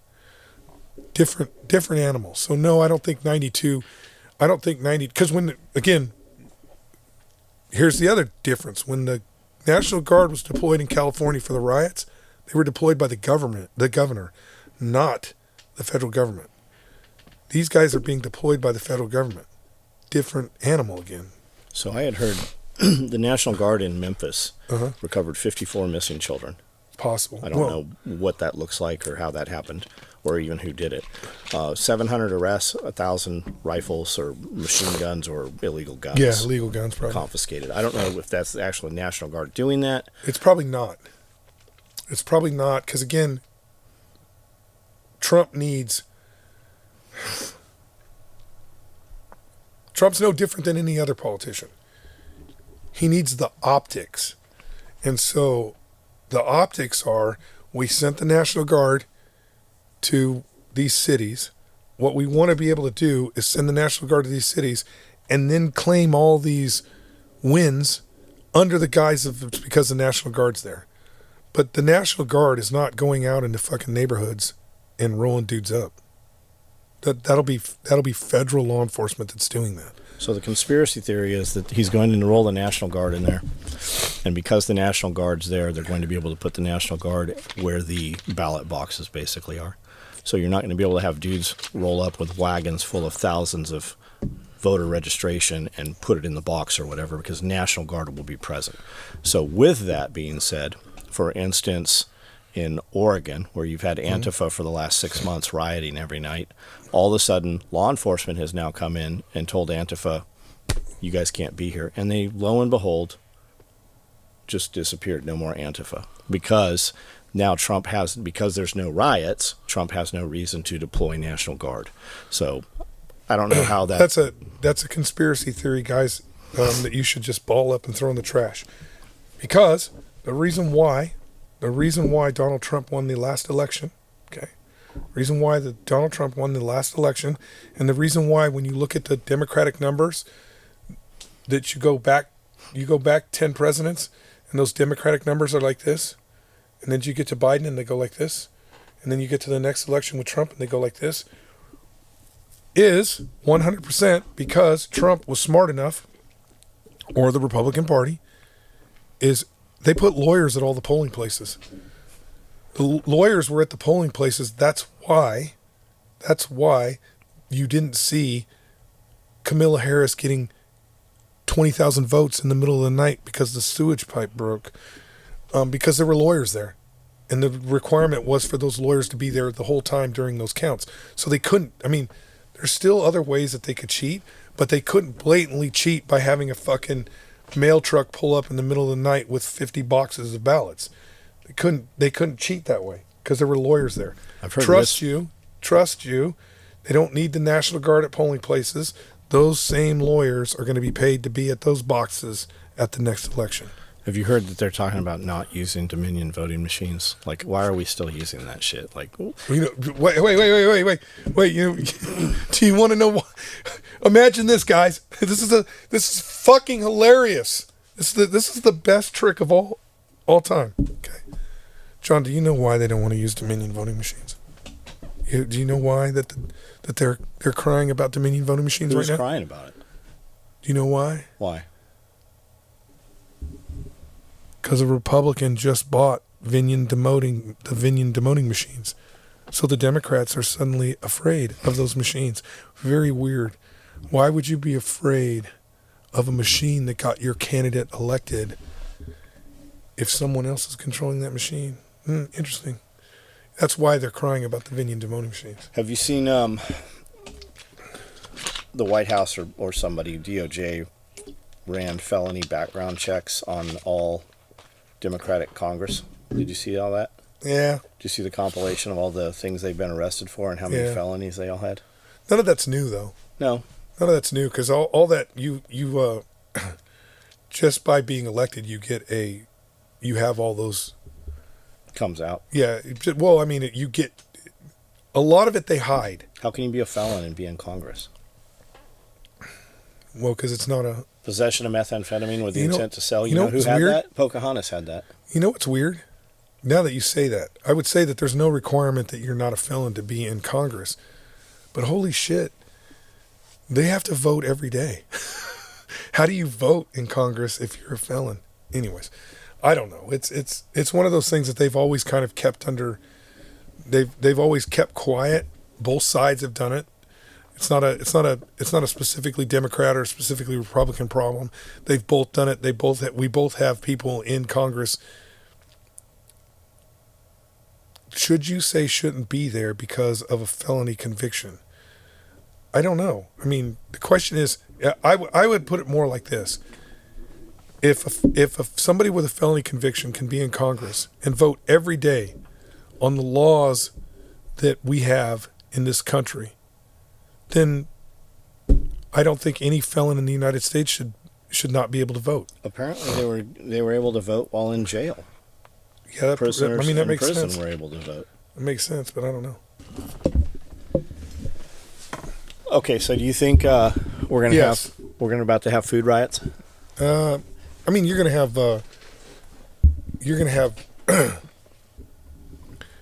have localized problems, but you're only gonna have problems where the problems are allowed to have problems. Not here. No, fuck, not here. No, not here. Yeah, the Walmart over in Camden's not getting tore up. Definitely not in Paris. Definitely not in Paris. They had armed police officers in there during like all the COVID shit. Mm-hmm. They got a female cop over there in Paris. She's a monster. Not like fat, like big, like a huge bitch. Big, Huge bitch. huge bitch. Like some shit out of. her in when there's like a female problem. I don't know. She had like, if I recall, there was her and another dude. There was a big dude in there, and I think she was as big or big, like big human being. And they were all in black. Is she Russian? I didn't hear her speak. They were all in black, and they had on fucking body armor. And then I want to say she had a tack holster on her leg, and then the other X26 on the other leg. I mean, if you're big, tack holster all the time, all day long. Yeah. You got the space. Use it. You know what we should bring back? What? The tack holster with a Kydeck insert in it. Okay. I think those are rad. Why not? Why not? Mick, you got to come out of retirement. You got to build them though. Mick's got to build them. Well, the Kydex holster part's not hard. I don't want to fuck with Kydex. You just need a damn toaster oven. That is how he did them. Yeah, that's how they did them. Was the Yeah. toaster oven. Maybe we should show people how to do them. This is what we need to do. Okay. Make the holster. Black bag Mick. No. Make the holster. You think we could take him? Mick? Yeah. Oh yeah, he's getting old. I think he drinks a little bit. We just get him when he's He gets drunk, old, yeah. throw him in a duffel bag, Different duffel bag. drive him all the way back here in a white van. I'll bet if you took a hood and you got it over his head and then you just yelled "Rangers lead the way," he would be like, "Oh, this is going to be fun." Like he would, he'd be like, "Oh shit. Okay. All right. It must be my birthday." Why don't I we think- send Ranger Dave to get Mick? Oh, okay. Ranger Dave would do some shit like come out of the Toilet. toilet or some shit. He'd do something crazy. He'd really scare Mick. Yeah, he'd really scare him. We know Mick leaves California because we've seen him in Atlanta. Yeah. And he had to pass us to get to Atlanta. No, they have these things now. I don't know if you're aware of them. They're called airplanes. No, they're shutting down all air traffic They're control because the government's Airplanes. unfunded. They fly over Not states anymore. like us. Not anymore. That's and only land. for the elite. Well, Mick is elite. He's elite in that world. So, Okay, so no food wars? not that it's gonna happen because you already have influencers on TikTok calling for it. So okay, Chicago, it's gonna happen. Atlanta, it's gonna happen. Los Angeles, it's gonna happen. It's gonna happen in all the places that we already know don't enforce the law. You have influencers calling for the killing of conservatives. And I'm sure you have it the opposite direction as well. Well, let me see the videos. That's the difference. Let me see the videos. The problem is the left keeps saying, "Oh, there's just as much on the right as there is on the." Let me see the videos. You can't produce them. Now, am I telling you, John, that there are not crazy people on the right? No, not with millions of followers. There's crazy people on the right, but they aren't platformed. They're actually very unplatformed. The left is platformed. And I think that the reality is, I think every time it doesn't matter, left or right, does not matter. When someone calls for the killing of other American citizens, the full force of the law should go after them for making a terrorist threat. They should be arrested. That's simple. The only reason why the left keeps doing this is because we keep allowing them to do this. It's ridiculous. You can't,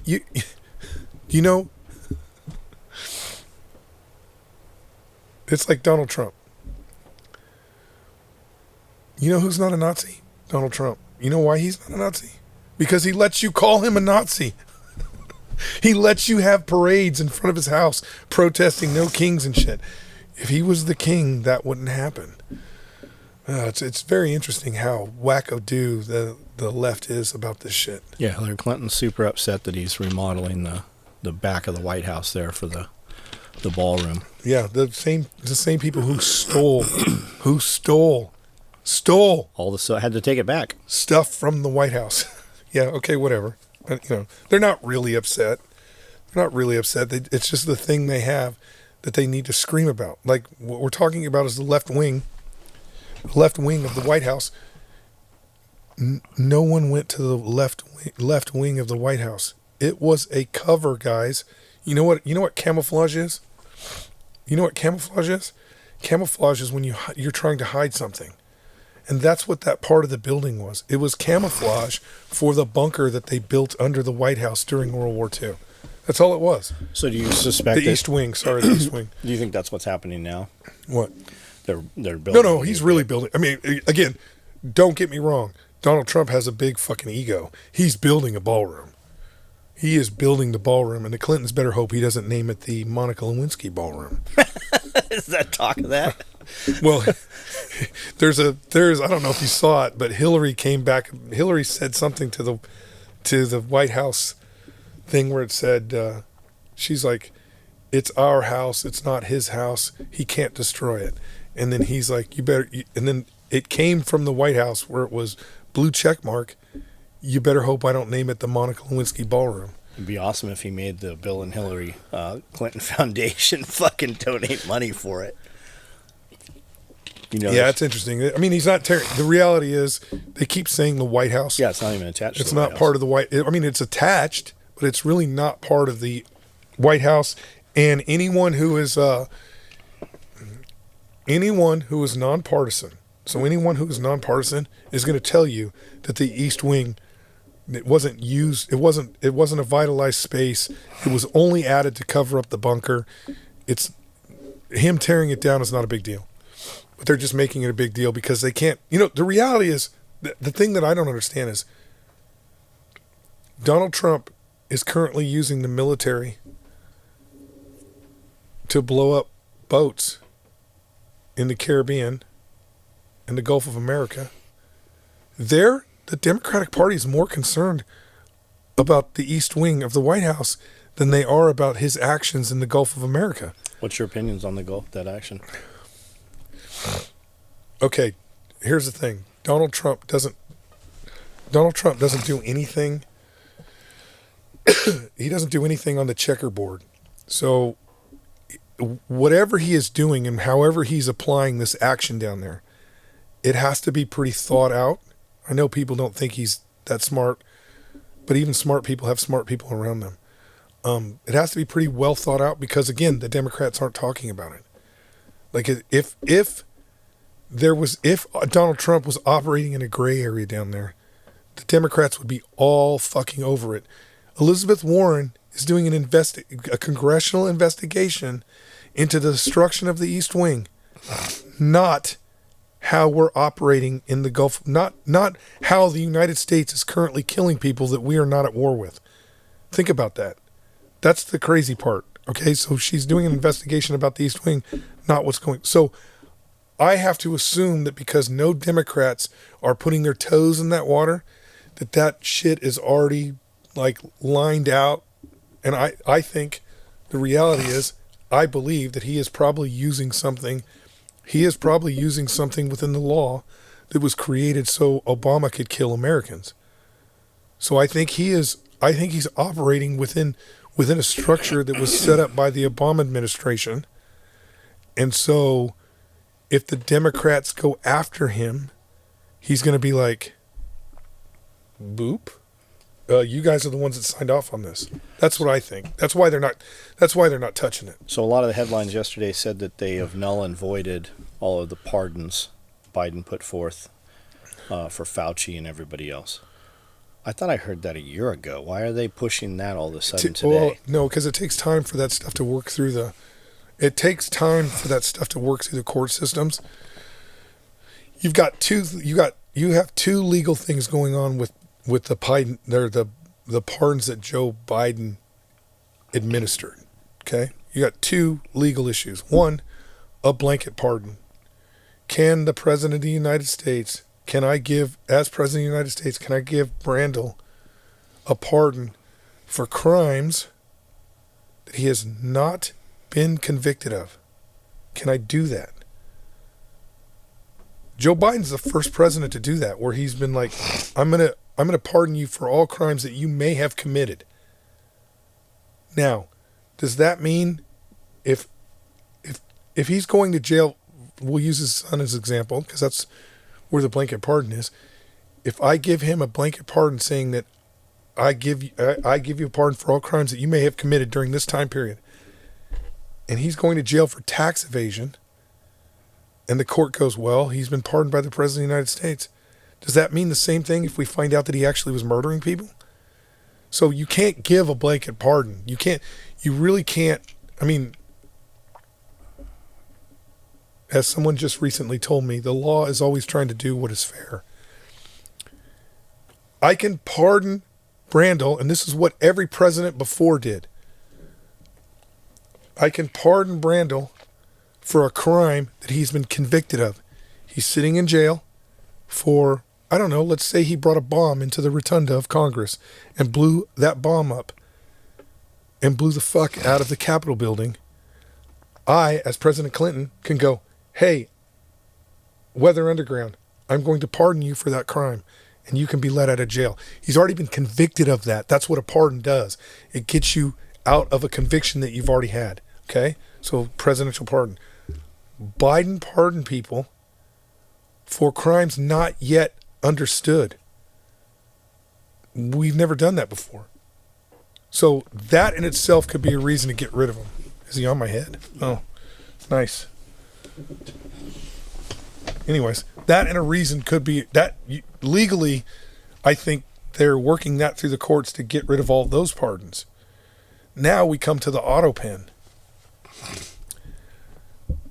A lot of the pardons were signed using the auto pen. Again, that's not the President of the United States giving those pardons. And you have an argument where you can say that anything at a certain point, because you have Democrats now admitting that they knew at a certain period of this last presidency that the president did not have his faculties. Okay, so you have Democrats admitting that now. I knew by this point that president did not have his faculties.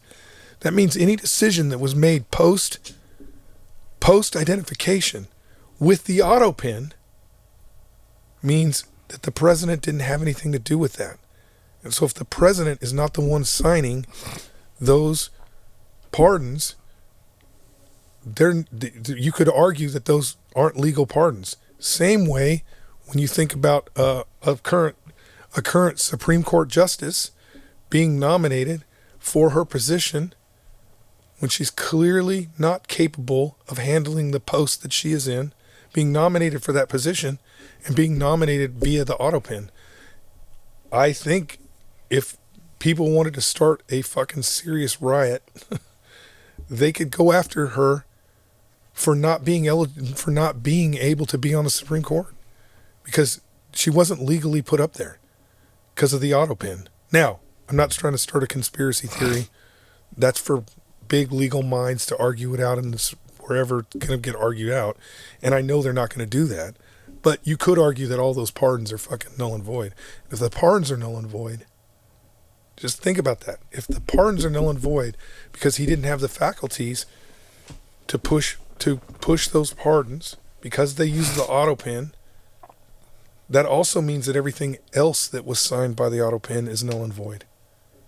It could be a big, what else is big to do. Tons. Even executive orders that came after at that point would be null and void. They're not. They can't be. You can't hold it to accountability when it wasn't the president of the United States. Even if Jill herself was the one that was like, "Let's push the button." Oop. How do you feel about this, honey? You feel good? Let's push the button. It's not the president of the United States. Nobody elected Jill. And what it looks like is it's not even Jill doing it. It's the lawyer, the White House counsel that's doing it. Nobody even came close to electing that motherfucker.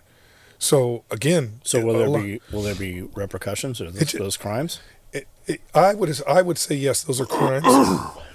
I would say yes, those are crimes. But the question is, do they do anything about it? Like,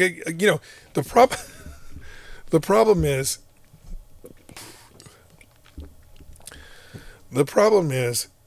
if I threw you in a sewer, like I'm throwing you in the sewer, and you're like, you know what I'm going to do?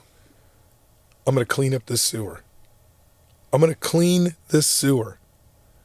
You can't pick and choose what poop you clean. You got to clean where you're at, right? And that's what Trump is doing. He's trying to clean where he's at. There's poop everywhere.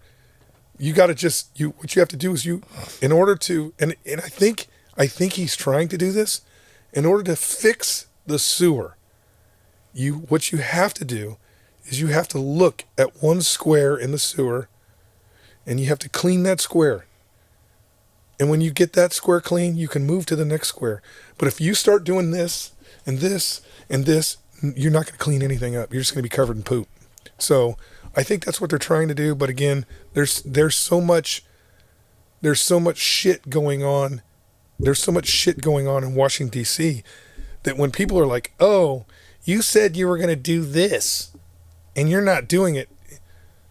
He's not a fucking octopus. He's only got two hands and everybody is against him. Like, the reality is, I want you to understand, President Trump, everyone's against him. We control the House and the Senate, and you know what the fucking the Republicans have passed in the House and the Senate? Nothing. They haven't done anything. Nothing. They haven't done nothing. Nothing. They are fucking turds. They're all turds. They haven't done a goddamn thing to further America's interests within the United States. It's only Trump doing it. And even the Republicans that are doing anything, they're only doing it because Trump's like, fucking do something, you lazy turds. Like, I've said this before. Take a look at the Obama administration, guys. If you're a hardcore Democrat and you love Democrats, take a look at the Obama administration. When you guys had control of the House and the Senate under the Obama administration, you know what you guys could have done? Everything you've ever wanted to do. And you know what they did? Nothing. They fucking drug their feet and they pretended like, oh, we're going to do all this stuff for the people. And they didn't do shit. It's the same thing that the Republicans are doing now. It's a fucking circus up there. So anyways, that's my take on. When you said octopus, was that some kind of like secret code? No, Freemason shit for Skylo? I mean, maybe. Was it? Did you work that in there? Did you work that out with him? No. No, I'm just thinking of him. I'm actually just thinking of Donald Trump trying to clean all these I get it. poop stains. Yeah. So how do you feel about Glock dropping all their mainstream pistols? Look, relevancy, Glock was never a really good gun. Never was. It's really they were the cheapest bidder, lowest bidder. If you had a hierarchy, right? They're like right below High Point.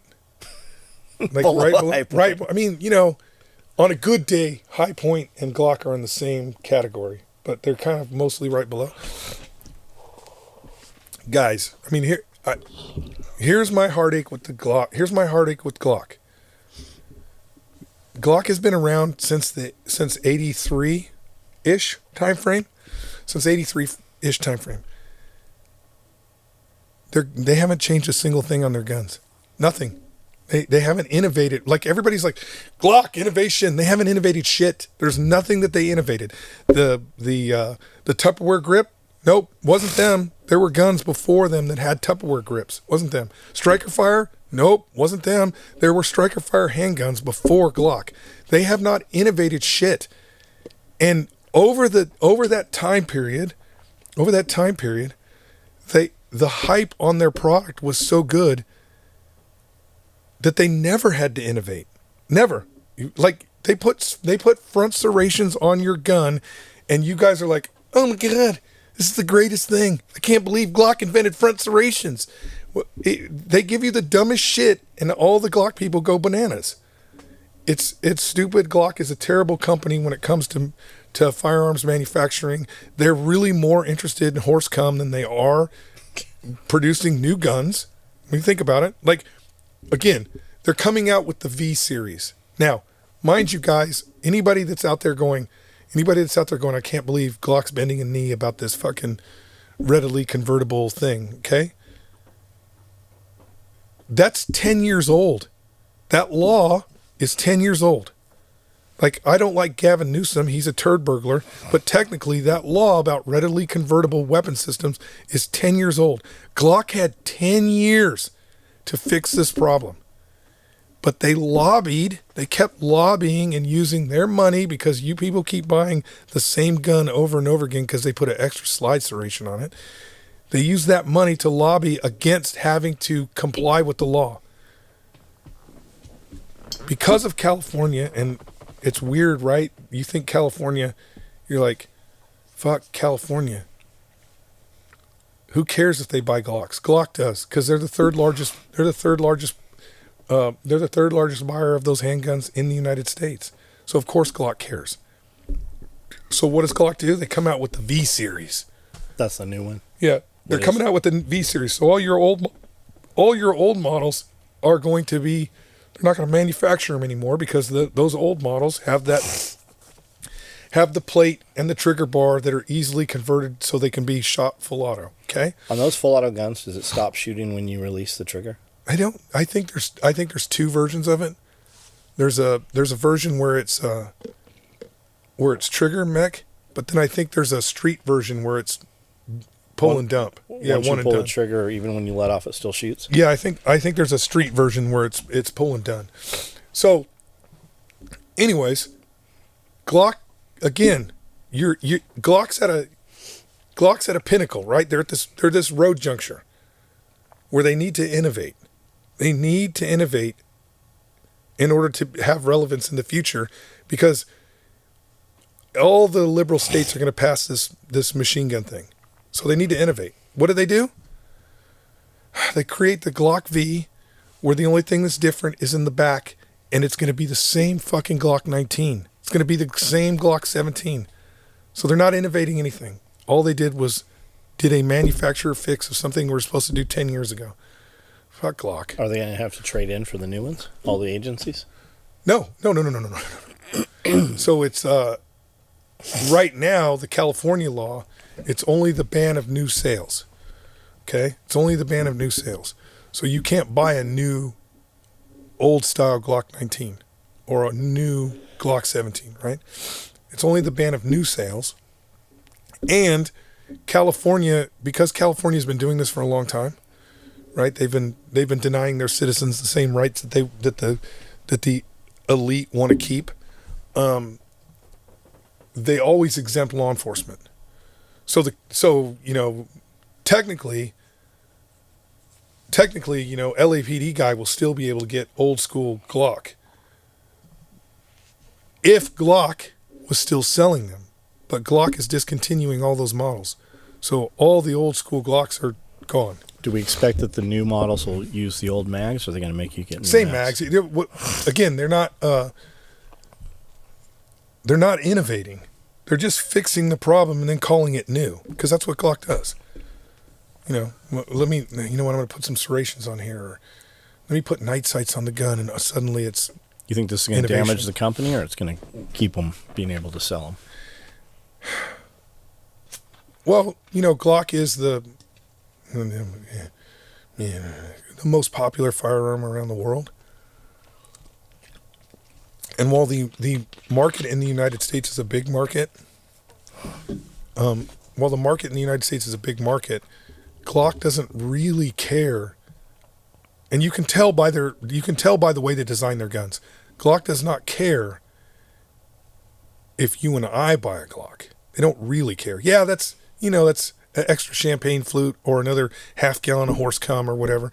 But they don't really care because it's the law enforcement market that they want, right? It's more important that every police agency in Germany carries Glocks. It's more important that LAPD carries Glocks because that's kind of a steady income for them to keep going on. But I mean, you don't know, since Gaston is dead, you don't know where the company's going to go. Like, they might have the same teething problems that every other company has when their real founder is gone. So I don't know. It's interesting. I mean, again, there's enough Glock nerds out there that I think they're gonna take their original Glocks and they're gonna put them in the safe, and then they're gonna start buying these V Glocks to replace them. And we'll know 10 guys that'll have all those guns. They'll buy all those guns over again. That'll be the exact fucking gun they have in the safe, but because it's the V Glock, we gotta have it. I'm stupid. We had guys on the live last night and the night before saying that they're looking to buy Glocks and that they're very elevated in price, or even have none. They were unable to get any of them, like 17, 19, 20. Yeah, because the reality is because Glock has made this announcement. All right, we turned this off, and Cody has walked in and said that our laser now works with the fucking purchase of another $200 piece of software. All of a sudden it works. Yeah, but he came in without anything showing that it works. And I said, okay, I'll give you the math for the armor carrier. I don't think it... and I said, the first armor carrier we're putting down is just plain, nothing on it. And I thought Jeff was going to give me some guff over it. He said, that's where we're going, because they're going jungle kit. Where's that war happening? In the Pacific. So we're not using Humvees in the Pacific? No, we'll still use Humvees. People tend to forget that a lot of those islands are big. Is our next war like Vietnam? No, it's not going to be like Vietnam. It's going to be a little sprinkling of Ukraine. It's going to be like some trenches, like Ukraine. Probably not trenches. It's going to be like Ukraine, but more like fighting the Japanese. Tunnels. We're going to be island hopping, and we're going to have to burn people out of tunnels. By the way, we don't have any equipment that does that anymore. Can't we just carpet bomb? Doesn't that just fuck their tunnels up? None of that works. It's a myth. Again, we just talked about this earlier. How deep does your tunnel have to be for it not to work? Not very deep. It doesn't have to be very deep. We were shooting. I mean, you want to think about this. We don't currently have anything that compares to a 16-inch gun. Okay, when you think like the New Jersey, we don't have anything that compares to a 16-inch gun. On Iwo Jima, I believe five. Again, this is my recollection. I believe 5 battleships.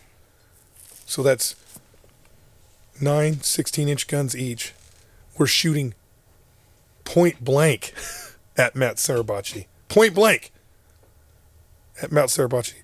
Every time they pulled the lanyard, 9 fucking Volkswagens flew into the side of that hill and blew up. It didn't do shit. One lanyard detonated all? No, each gun fires independently, but for dramatic effect, I wanted to see Cody on the deck like this.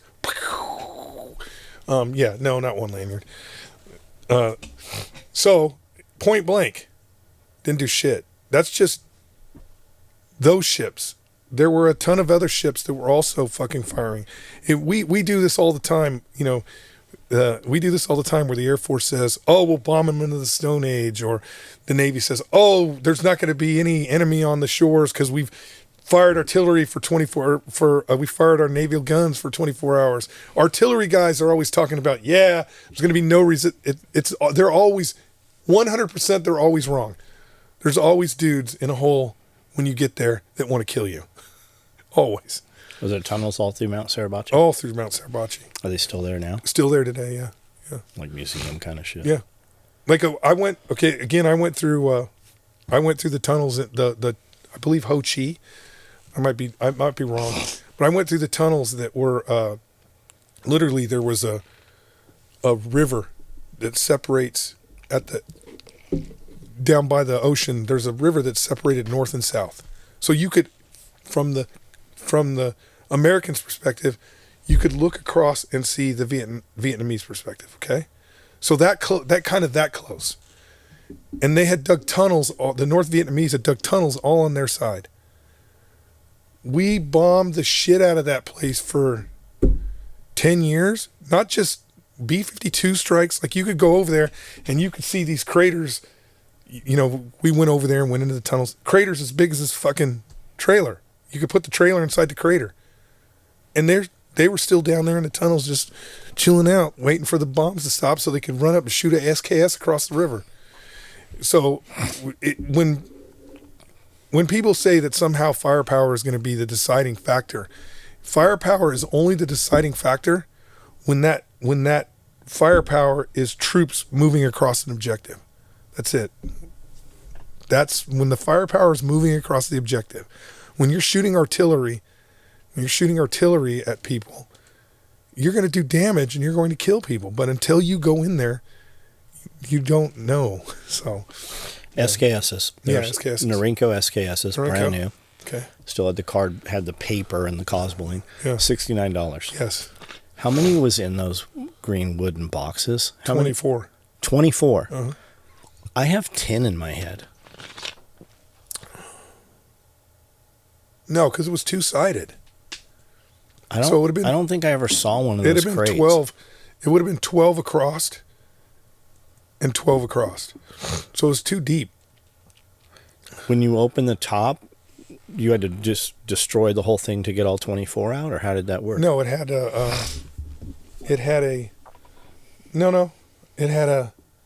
like a barrel rack almost in it. So you had your 12. For some reason I think 24, but maybe it was 10. But you had your number that went across the top. You would take those out, and then there was like a wood barrel divider, like barrel dividers on top of that, and you would take those out, and then you would take the other guns out. Was there a smaller crate? I mean, there could have been. I remember seeing a smaller crate. Bruce could had have them been. out there in Santee. I wanted to make a like if I could go back in time, I would buy one of those crates of SKSs to bring to the future, and then put lights in it and turn it into a coffee table. That would have been so cool. With all the guns. With all the guns in it, yeah. But I mean, it's not,